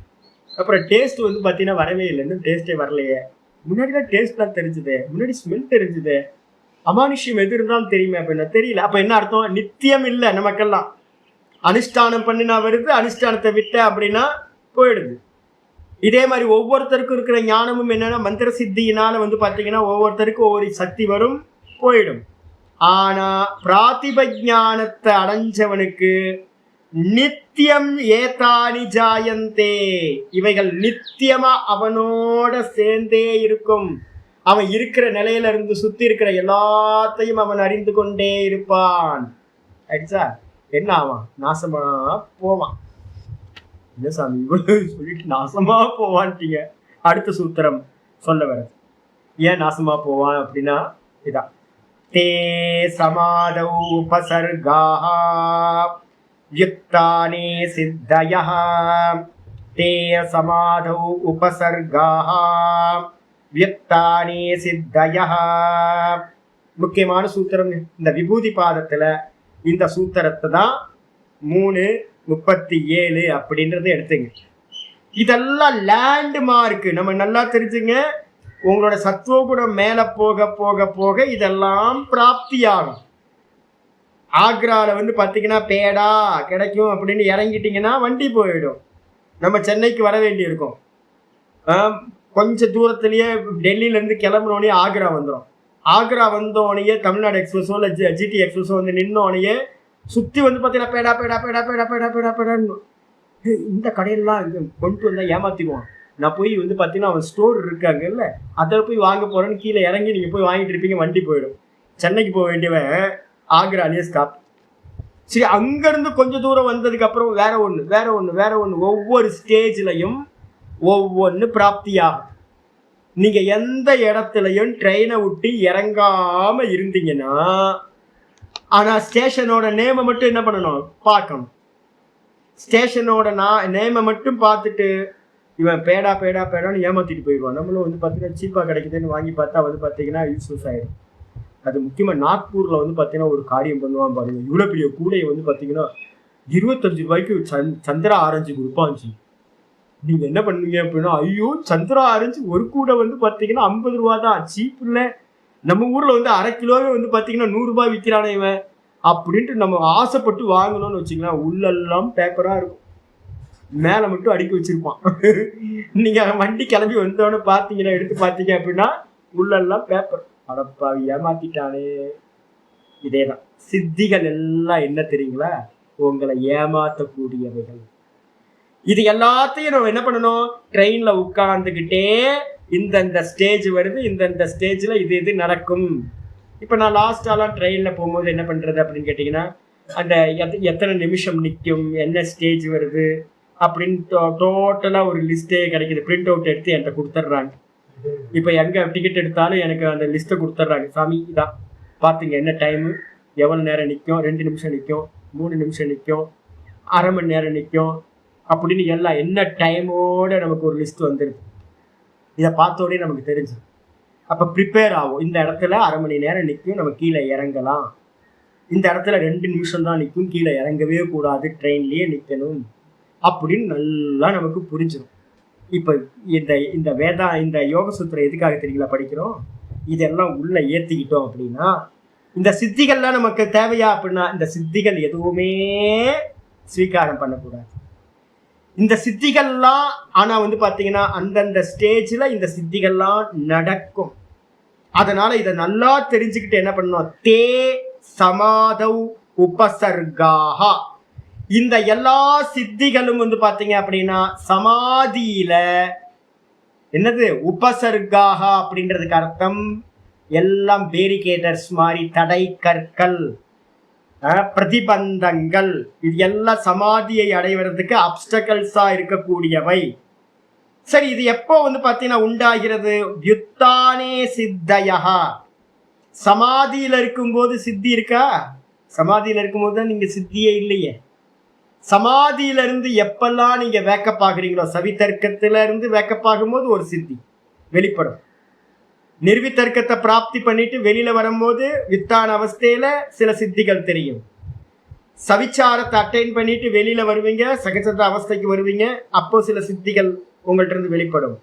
அப்ப நீங்க எந்தெந்த சமாதியெல்லாம் அடைஞ்சிங்களோ அந்த சமாதியில இருந்து உங்களுக்கு கிஃப்டா நீங்க விவகாரத்துக்கு வரும்போது அந்த சித்திகள் உண்டாகும். அந்த சித்திகள்ல நீங்க மயங்கி போனீங்க, அதை யூட்டிலைஸ் பண்ண ஆரம்பிக்கிறீங்க அப்படின்னா அவ்வளவுதான், நீங்க அதோட நின்னாச்சு. இந்தியா ஃபுல்லா அவ்வளோ பேர் இருக்காங்க. நிறைய அனுஷ்டானத்துல ஈடுபட்டவங்க எல்லாரும் என்ன பண்ணாங்கன்னு கேட்டீங்கன்னா, எங்க ஆச்சாரியாட்ட ஒருத்தர் படிச்சார், மகாராஷ்டிரா. நல்ல வேதாந்தம் படிச்சவர், பிரகத் பிரஸ்தானத்திலையும் படிச்சவர், நல்ல புத்திசாலி, எனக்கு தெரியும், என்னோட சீனியர். அவர் என்ன பண்ணார் அப்படின்னா, இதுல வந்து போய் மகாராஷ்டிராவில் போய் உட்கார்ந்தார். உட்கார்ந்த மாத்திரத்துல வந்து ட்ரை பண்ணி பார்த்தாரு. பாடம் படிச்சு கொடுக்கறதுக்கு இதுக்கெல்லாம் ஒன்றும் கிளிக்கே ஆகலை. என்ன காரணம்னா எங்கே போனாலும் ஃபைனான்ஸ் ஃபைனான்ஸ் ஃபைனான்ஸ் எங்கே பணம் வேணும்ல.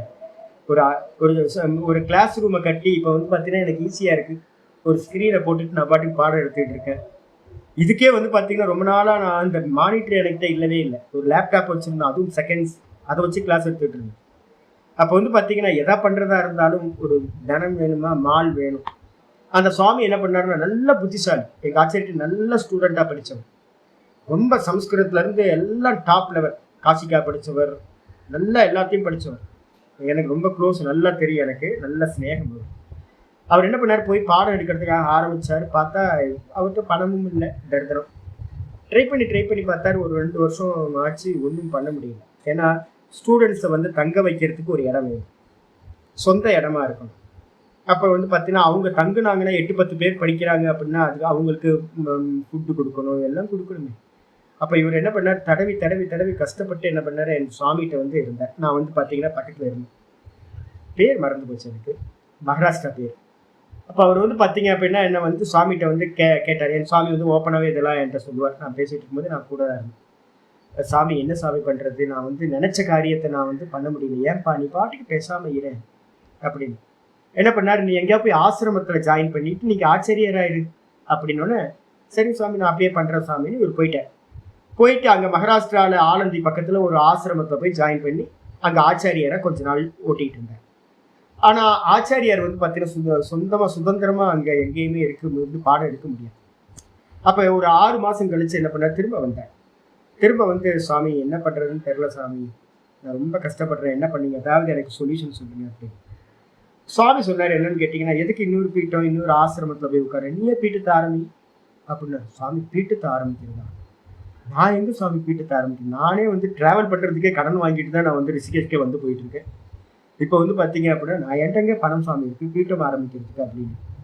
பீட்டம் ஆரம்பிக்கிறேன் அப்படின்னா அனுஷ்டானம் பண்ணு, அதுக்கேற்ற மாதிரி சங்கல்பம் பண்ணி அனுஷ்டானம் பண்ணு அப்படின்னாரு. உடனே என்ன பண்ணார் அப்படின்னு நான் அப்பவும் கூட இருக்கேன். சாமி என்ன பண்ணார், லீவு நாளில் வந்து ஒரு பௌர்ணமி அமாவாசை அன்னைக்கு வந்து பார்த்தீங்கன்னா ஒரு மந்திர தீட்சை ஒன்று கொடுத்தார்.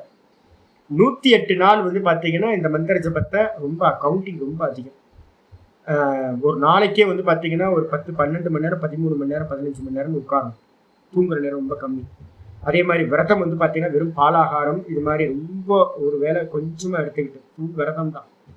எங்கேயாவது வந்து ஏகாந்தத்துல இருந்து இதை பண்ணுன்னு சொன்னோன்னே, ஒரு மகாராஷ்டிராவில் வந்து பார்த்தீங்கன்னா ஒரு பூமிக்கு கீழே ஒரு கோயில் வந்து நாகதேவதையோட கோயில் வந்து பார்த்தீங்கன்னா சிவலிங்கம் நாகதேவதையோட இருக்கிற கோயில் பூமிக்கு கீழே இருக்கிறது.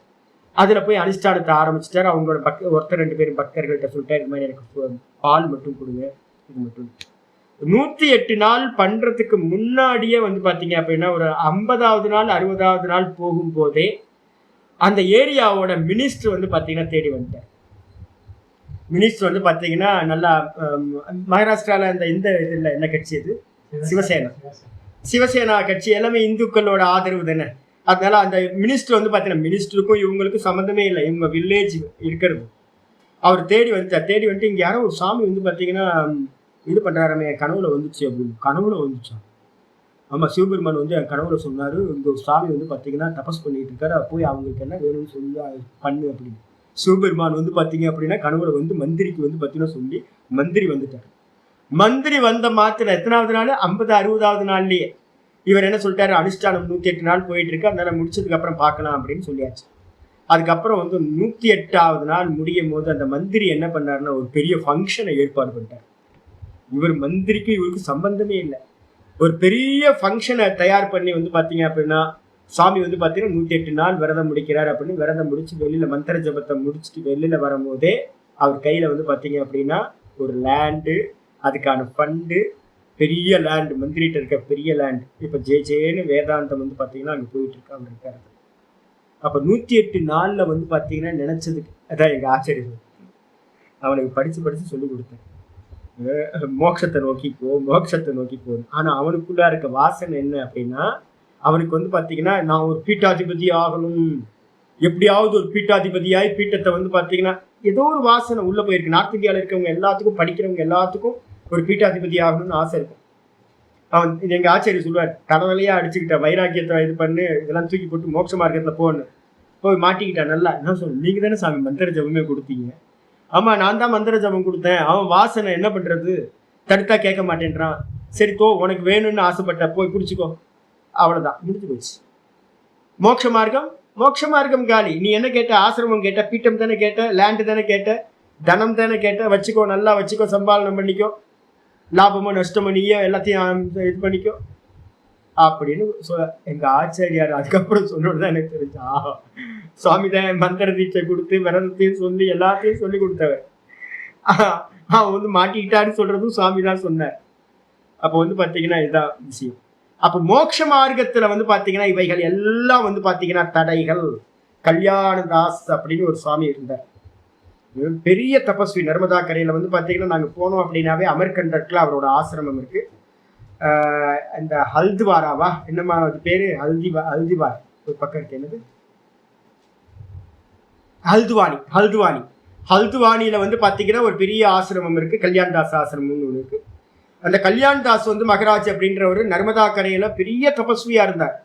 என்ன பண்ணாரு அப்படின்னு கேட்டீங்கன்னா, தபஸ் பின்னாடி இருக்கிற வாசனை, இந்த அம்மா மினிஸ்டரா இருந்தாங்களே ஒரு அம்மா பிஜேபியில, உமாபாரதி வந்து பாத்தீங்கன்னா இவரோட அனுஷ்டானத்தை வந்து கெடுக்கிறதுக்காகவே மாயா சக்தி என்ன பண்ணார், போய் அந்த சாமியோட தபஸை கெடு, அவர் மோட்சத்து பக்கம் போயிட்டு இருக்காரு அப்படின்னு என்ன பண்ணாங்க, உமாபாரதி அனுப்பி வச்சாங்க. உமாபாரதிக்கு பின்னாடி என்ன பண்ணாங்க, பெரிய மினிஸ்டர்களே நிறைய பேர் வந்தாங்க. பெருசா வந்து பாத்தீங்கன்னா நல்லா கிரானைட்லயே ஆசிரமத்தை கட்டினாரு. இங்க கட்டினாரு, அங்க கட்டினாரு, அதோட முடிஞ்சு போச்சு. அவ்வளவுதான். கல்யாணதாஸ் மகராஜ் கல்யாணம் இல்லாமையே போயிட்டார், கல்யாணம் நடக்காமையே போயிட்டார்.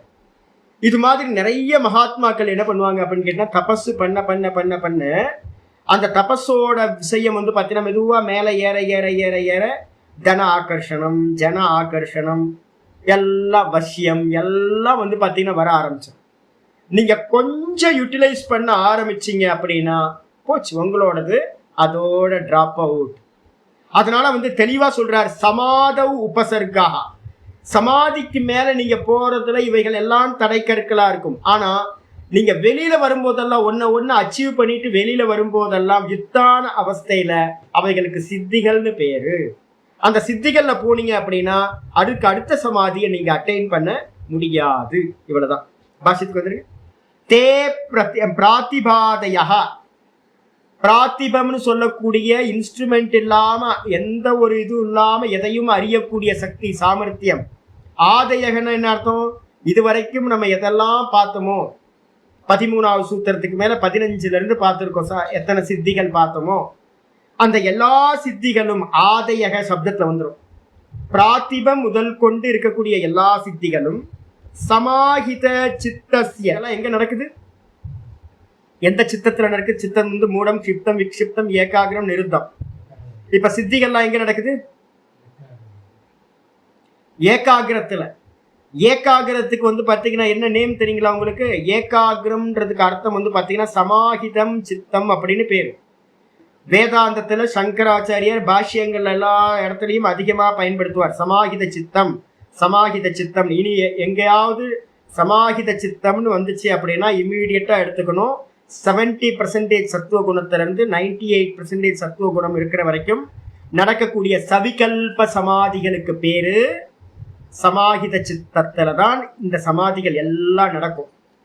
அப்ப வந்து பாத்தீங்கன்னா சமாஹித சித்தஸ்ய உற்பத்தியமானா, இப்ப நமக்கு உண்டாகுமா? ஏன் உண்டாகாது? நம்ம தான் 50 தாண்டலை, 50லயே தாண்டாம திணறிட்டு இருக்கோம். 51, 52 வரமாட்டேங்குது. அப்ப வந்து பாத்தீங்கன்னா புஷ்கலாம் அடிக்கடி கேட்குறீங்கல்ல, எனக்கு ஏன் சாமி? ஆமா 50, 48, 45. ஆமா ஆமா, நம்ம 45, 50லயே நின்றுகிட்டு இருக்கோம், நம்ம மேலேயே போகலன்னு 60 வரல. அப்ப அந்தந்த மார்க் வந்தாதான் வந்து பாத்தீங்கன்னா அதெல்லாத்தையும் உணர முடியும். நமக்கு இங்க இருந்து தெரிஞ்சுக்கதான் முடியும். இப்படி இருக்கு, கிரந்தங்கள்ல இப்படி சொல்லியிருக்கு, பெரியவங்க இப்படி சொல்றாங்க, அவ்வளவுதான். நான் சொல்ற எக்ஸாம்பிளை வச்சுக்கிட்டு ஓ இதெல்லாம் இருக்கு போல இருக்கு, சத்தியம் போல இருக்கு அப்படின்னு வேற எதுவும் சொல்ல முடியாது. அப்ப நம்ம எக்ஸ்பீரியன்ஸ் பண்ணணும் அப்படின்னா நிர்விச்சார வைசாரத்யம் அத்தியாத்ம பிரசாதனம்னு ஒரு சூத்திரம் பார்த்தோம் சரிங்களா? அந்த சூத்திரத்தோட வியாக்கியானத்தை நீங்க பாத்தீங்க அப்படின்னா அங்க ஆச்சாரியார் சொல்வார். அந்த சூத்திரத்தையும் நான் படிச்சு காட்டுறேன். என்னது? நிர்விச்சார வைசாரத்யே அத்தியாத்ம பிரசாதனம் 1:47. 1:47 வந்து பார்த்தீங்க அப்படின்னா ஒரு பாஷ்யம் இருக்கு. அதில் வந்து பார்த்தீங்கன்னா அவர் ஆச்சரியம் சொல்றாரு. ஆமாம், ஒரு அந்த சூத்திரங்களுக்கு பக்கத்தில் ஒன்று சொல்றாரு. என்னன்னு கேட்டீங்க அப்படின்னா, யாராவது ஒரு சித்தியாவது நமக்கு வந்து பார்த்தீங்கன்னா அட்டைன் பண்ணணும். நிர்விச்சாரம்ன்றது சவிதர்க்கம், நிர்விதர்க்கம், சவிச்சாரம், நிர்விச்சாரம். நிர்விச்சாரம்ன்றது 4வது சமாபத்தி. 70, 75, 80, 85% போகும்போது தான் பாவ சமாதினே கிடைக்குது. பாவ சமாதியை வந்து பார்த்தீங்கன்னா நம்ம நினச்சிட்டு இருக்கோம் பக்தர்கள்லாம் அடைஞ்ச பாவ சமாதிலாம் வந்து பார்த்தீங்கன்னா ஈஸி அப்படின்னு. கண்ணப்ப நாயனார்லாம் வந்து பார்த்தீங்கன்னா தேகத்தை தாண்டி இருக்காரு அப்படின்னா பிராத்திபத்துக்கு மேலே போயிருக்கணும் கண்ணப்ப நாயனார்லாம். இல்லைன்னா கண்ணை தோண்டிலாம் வைக்க முடியாது. அபிமானத்தை தாண்டி போயிருந்தாதான், ஜீவ அபிமானத்தை தாண்டி சாஸ்மிதாவை தாண்டி கண்ணப்பர் போயிருந்தா மட்டும்தான் இந்த கண்ணை தோண்டி வைக்கணும்னு தோணும். நான் கண் இல்லை அப்படின்னு அவருக்கு தேகத்து மேல விரக்தனா இருக்க முடியும். சுத்த ஜீவனா இருந்திருக்கணும். நம்ம நினைச்சுக்கிட்டு இருக்கோம் பாவ சமாதியில ஈஸி. பக்தர்கள் அடைஞ்சதெல்லாம் 85% மேல இருக்கிற நிர்விச்சார சமாபத்தி.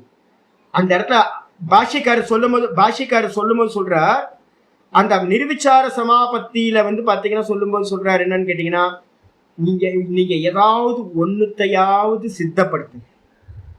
அப்போ என்ன தெரிஞ்சிரும் அப்படின்னு கேட்டீங்கன்னா, அப்பவர்காத் சாஸ்திரத்துல சொல்லப்பட்ட மோட்ச பரியந்தம் எதையெல்லாம் சொல்லப்பட்டிருக்கோ அதெல்லாம் சத்தியம் சத்தியம் சத்தியம்னு உங்களுக்கு தெரியும்.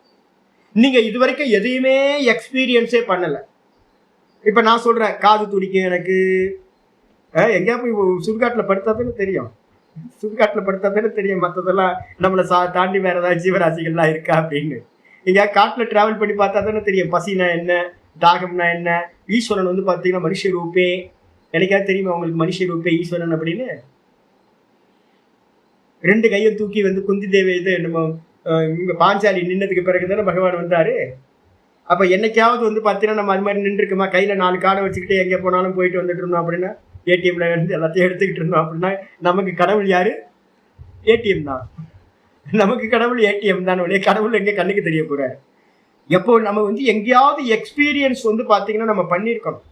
ஒரே ஒரு வாட்டி நம்ம எதையாவது ஒரு எக்ஸ்பீரியன்ஸ் பண்ணியிருந்தோம் அப்படின்னா சொல்லக்கூடிய மோட்ச பரியந்தம் இருக்கிறது எல்லா சித்திகளும் வந்து பார்த்தீங்கன்னா உண்மை அப்படின்னு நமக்கு தெரிஞ்சிடும்.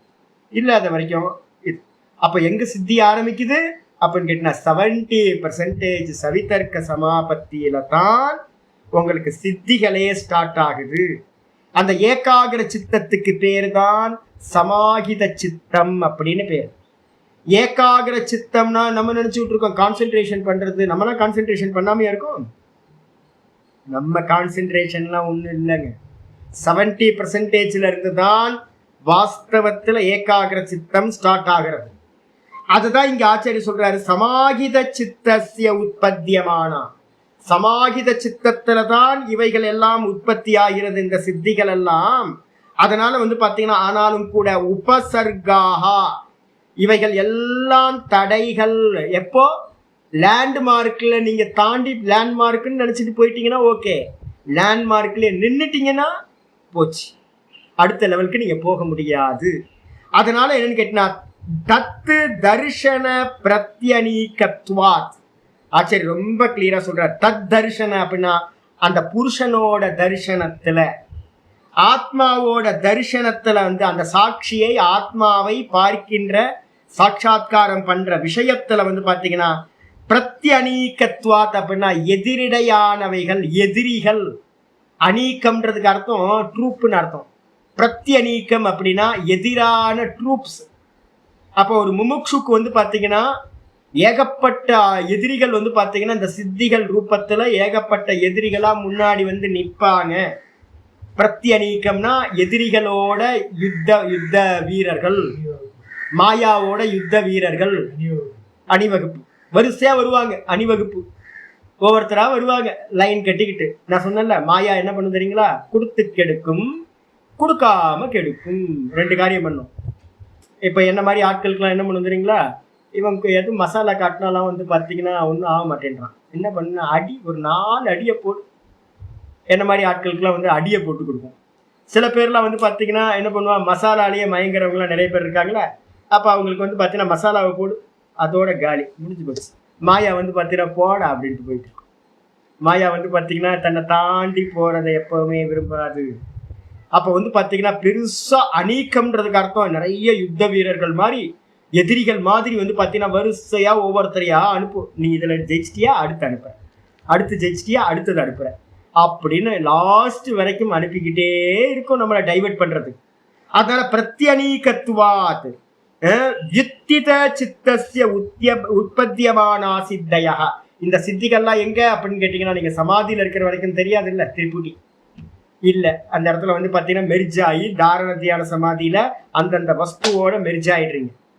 அப்ப ஸ்தூலத்துல வந்து பாத்தீங்கன்னா சவிதர்க்கத்துல வந்து பாத்தீங்கன்னா நல்லா மெர்ஜாயிட்டு சமாதி அடைஞ்சிட்டு சவிதர்க்க சமாதியில இருந்து கலைஞ்சு வெளியில வந்தான் அப்படின்னா அப்ப அவனுக்கு என்ன ஆகும்னு கேட்டீங்கன்னா ஸ்தூலத்தை எதுல வேணாலும் ஸ்தூலத்தை பார்த்து இமிடியட்டா அதோட பூர்ண ஞானம் அவனுக்கு உண்டாகும். யாரு வந்து நின்னாலும் அவங்கள பத்தி கதையா அவன் சொல்ல முடியும். நிர்விதர்க்கத்துக்கு போயிட்டான் அப்படின்னா ஸ்தூலத்தை தாண்டி சூக்ஷ்மத்துக்கு தன்மாத்திர லெவல்ல என்னெல்லாம் இருக்கோ அதெல்லாம் சொல்ல முடியும். சவிச்சாரத்துக்கு போயிட்டான் அப்படின்னா இன்னும் அதிகமா முன்னாடி நம்ம பார்த்தோம் பலன்கள்லாம். சவிச்சாரத்துல என்ன நடக்கும், நிர்விச்சாரத்துல என்ன நடக்கும், சானந்தத்துல என்ன, சாஸ்மிதால என்ன அப்படின்னு ஒவ்வொன்றுத்துக்கும் ஒவ்வொரு கிஃப்ட் வந்து பாத்தீங்கன்னா எந்தெந்த சமாதியை முடிச்சுட்டு வெளியில வரமோ அப்ப வித்தான அவஸ்தையில மட்டும்தான் இந்த சித்திகள் எல்லாம் ஒர்க் அவுட் ஆகுது. அப்ப வித்தான அவஸ்தையில இறங்கினதுக்கு பிறகு கூட ஒருத்தன் என்ன பண்ணக்கூடாது, ரொம்ப கான்சென்ட்ரேட்டடா இல்ல இது வந்து நான் அட்டைன் பண்ண சமாதியோட இது பலன், இதை நான் ஸ்வீகாரம் பண்ணக்கூடாது. 12வது அத்தியாயம் 12வது ஸ்லோகம் நான் உங்களுக்கு ஏற்கனவே சொல்லியிருக்கேன். ஞானா என்னது ஸ்ரேயோகி ஞானம் அபியாசாத், ஸ்ரேயோகி ஞானம் அபியாசாத். அபியாசத்தை காட்டிலும் வெறுமனே அபியாசத்தை காட்டிலும் ஞானம் உயர்ந்தது, ஞானத்தை காட்டிலும் ஞானாத் தியானம் விசிஷ்யதே, ஞானத்தை காட்டிலும் தியானம் மிகவும் சிறந்தது. அந்த தியானத்தை காட்டிலும் எது சிறந்தது, தியானாத் கர்ம பல தியாகா. நீங்க மெடிடேட் பண்ணும்போது மெடிடேஷன்ல இந்த ஸ்டேஜை கிராஸ் பண்ணும்போது அதனுடைய பலனாக சித்திகள் அதான் கர்ம பலன்கள் வரும். அந்த கர்ம பலன்களையும் இது ஈஸ்வரார்ப்பணம் நான் எனக்கு வேணாம் அப்படின்னு நீங்க சித்தி பண்ணினீங்கன்னா அதை வந்து தியாகம் பண்ணினீங்கன்னா சித்திகளை தியாகா சாந்தி அனந்தரம். தியாகம் பண்றது எது வரைக்கும் இருக்கும், பரம் வைராக்கியம் வரைக்கும். பரவைராக்கியம் வரைக்கும் நீங்க தியாகத்தை பண்ணிக்கிட்டே போனீங்க அப்படின்னா என்ன கிடைக்கும், சாந்தின்னு சொல்லக்கூடிய மோட்சம் உண்டாகும். அதனால என்னன்னு கேட்டீங்கன்னா இது எல்லா சித்திகளும் வித்தான அவஸ்தையில நடக்கக்கூடியவை, இதை ஸ்வீகாரம் பண்ணக்கூடாது. இதோட முடிச்சு நாளைக்கு மீதிய பார்க்கலாம். ஓம் பூர்ணமத பூர்ணமிதம் பூர்ணாத் பூர்ணமுதச்யதே பூர்ணஸ்ய பூர்ணமாதாய பூர்ணமேவாவசிஷ்யதே. ஓம் சாந்தி சாந்தி சாந்தி. ஹரி ஓம் ஸ்ரீ குருபியோ நமஹ. ஹரி ஓம். நாராயண நாராயண. நீங்க புராணத்தை படிச்சீங்கன்னா அங்கங்க இதெல்லாம் இருக்குங்க. ஏகப்பட்ட சித்திகள் இருக்கும், சித்தில மாட்டினவங்க இருப்பாங்க. அப்ப பெரியவங்கெல்லாம் சித்திகளை பயன்படுத்தினவங்கலாம் கூட இருக்காங்கல்ல, நிறைய பேர் இருக்காங்கல்ல. நம்ம வந்து பார்த்தீங்கன்னா வசிஷ்டரா இருக்கட்டும், வியாசரா இருக்கட்டும். வியாசர் வந்து பார்த்தீங்கன்னா சித்தி பயன்படுத்தணும்னு நம்ம இந்த மகாபாரதமே வந்திருக்காது, இந்த பரம்பரையே வந்திருக்காதுப்பா. ஆமா ஆமா.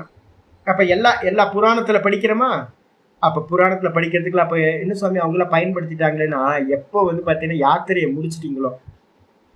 நான் என்ன பண்ணியிருக்கேன், சில யாத்திரையெல்லாம் என்ன பண்ணியிருக்கேன், யாத்திரை பண்ணும்போது வந்து பார்த்தீங்கன்னா இந்த பக்கம் அந்த பக்கம் திரும்ப முடியாது. நான் என்ன பண்ணேன், நர்மதா பரிக்கிரம யாத்திரையை முடிச்சிட்டேன். முடிச்சதுக்கு பிறகு எனக்கு வந்து பார்த்தீங்கன்னா ஒரு ஃப்ளோவில் போயிட்டே இருக்கு, அது கம்ப்ளீட் பண்ணணும். ஆனால் எனக்கு சில இடங்கள்லாம் வந்து பார்த்தீங்கன்னா ஐயோ இந்த இடம் அருமையான இடமாச்சு, இந்த இடம் அருமையான இடமாச்சுன்னு. ஆனால் யாத்திரையில் அதெல்லாம் பண்ண முடியாது. யாத்திரையை கம்ப்ளீட் பண்ணதுக்கு பிறகு கம்ப்ளீட் ஆயிடுச்சு. ஆனதுக்கு பிறகு என்ன பண்ணேன் அப்படின்னு கேட்டிங்கன்னா ஒரு 2-3 இடத்துக்கு எனக்கு மனசுக்கு பிரியமான இடத்துல போய் நல்லா ஒரு 2-3 நாள் தங்கி தங்கி தங்கி வந்தேன். இப்போ இதே மாதிரி லட்சியத்தை அடைஞ்சதுக்கு பிறகு நீங்க நிர்விகல்ப சமாதி அடைஞ்சதுக்கு பிறகு வந்து பாத்தீங்கன்னா பக்தர்களுக்காக லோக சங்கிரகத்துக்காக ஈஸ்வர ஆக்ஞையினால பெரியவங்க வந்து என்ன பண்ணியிருக்காங்கன்னா சிலதெல்லாம் பண்ணியிருக்காங்க. லட்சியத்தை அடையறதுக்கு முன்னாடி புருஷ தரிசனத்துக்கு முன்னாடி அதான் வார்த்தை போட்டிருக்குல்ல, எதுக்கு தடது, புருஷனை தரிசனம் பண்றதுக்கு தடையா இருக்கின்றது.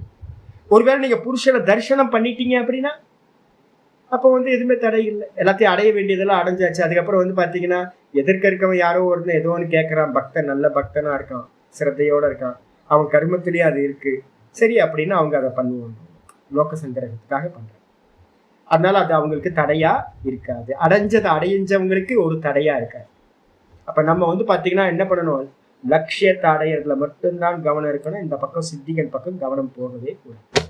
வீட்டுல அதான் தான் நான் சொல்லுவேன். என்னன்னு கேட்டீங்கன்னா, நாங்க கோயிலுக்கு போறோம்ல, எங்க ஆச்சாரியர் சொல்லுவார், எந்த ஒரு இன்ஃப்ளூயன்ஸும் யூஸ் பண்ணாங்க, எங்க போனாலும் முக்கியமா வச்சுங்க, எங்க போனாலும் இன்ஃப்ளூயன்ஸை யூஸ் பண்ணவே கூடாது. அப்படி யூஸ் பண்ணாம போய் பாருங்க பார்க்கலாம். ஈஸ்வர அர்ப்பணம், ஈஸ்வர அர்ப்பணம், ஈஸ்வரன் என்ன பண்றாரோ அது நடக்கட்டும் அப்படின்னு போய் பாருங்க. அப்ப இன்ஃப்ளூயன்ஸை யூஸ் பண்ண ஆரம்பிச்சிங்க அப்படின்னா அது ஹேபிட் ஆகிடும். அப்ப சமாதிக்கு பண்ணும்போது என்ன பண்ணுவீங்க, ஏதாவது வந்துச்சுன்னா அதை யூட்டிலைஸ் பண்ணலாமான்னு நமக்கு யோசனை வரும். அப்போ வந்து பார்த்தீங்கன்னா என்னோட சிஷ்யர் ஒருத்தர் இருந்தார், வைஷ்ணவ சுவாமி. அவர் என்ன பண்ணுவார் அப்படின்னா, ஒரு ஊருக்கு கிளம்புறதுக்கு முன்னாடியே அங்கே இருக்க பூஜாரியோட நம்பர் வாங்கிடுவார், பட்டரோட நம்பர் என்ன, பட்டரோட மாமா என்ன பண்ணுறார், பட்டரோட சித்தப்பா என்ன பண்ணுறார், அவங்க ஃபேமிலியோட அட்ரஸ் எல்லாத்தையும், அவர் எங்கே படித்தார், என்ன பண்ணிட்டு இருக்கார், எல்லா டீட்டெயிலும் கலெக்ட் பண்ணிப்பார். அவருக்கு ஃபோன் பண்ணி வந்து பார்த்தீங்கன்னா 2 நாளுக்கு முன்னாடியே, மாமா நான் வரேன், எனக்கு வந்து பார்த்தீங்கன்னா இந்த மத்தியானம் சமையல் இதை பண்ணி வச்சுருக்கேன், சாயந்தரம் டிஃபன் இதை பண்ணி வச்சுருக்கேன், காலையில் தரிசனம் பண்ணுறதுக்கு ஏற்பாடு பண்ணிடுங்க. எல்லாத்தையும் தெரியவே தெரியாது அவரை. ஆனால் வந்து பார்த்தீங்கன்னா கண்ணன்ஜி என்ன வேணால் சொல்லாதீங்க, எல்லாத்துக்கும் இப்போ சேர்த்து தான் சொல்கிறது நான். நம்ம எல்லாரும் அதே மாதிரி தான் பண்ணிகிட்டு இருக்கோம். போகிறதுக்கு முன்னாடியே வந்து பார்த்தீங்கன்னா ஒரு இடத்துக்கு போகிறதுக்கு முன்னாடி ஏதாவது ஒரு மாமாவுக்கு ஃபோன் பண்ணி அந்த மாமாவை பிடிச்சி இப்போ தரிசனம் பண்ணுறதுக்கு, அப்புறம் சாப்பிட்றதுக்கு, தங்குறதுக்கு எல்லாம் ஏற்பாடு பண்ணிக்கிட்டு போய் இறங்குறது. இன்ஃப்ளூயன்ஸ் தானே இது.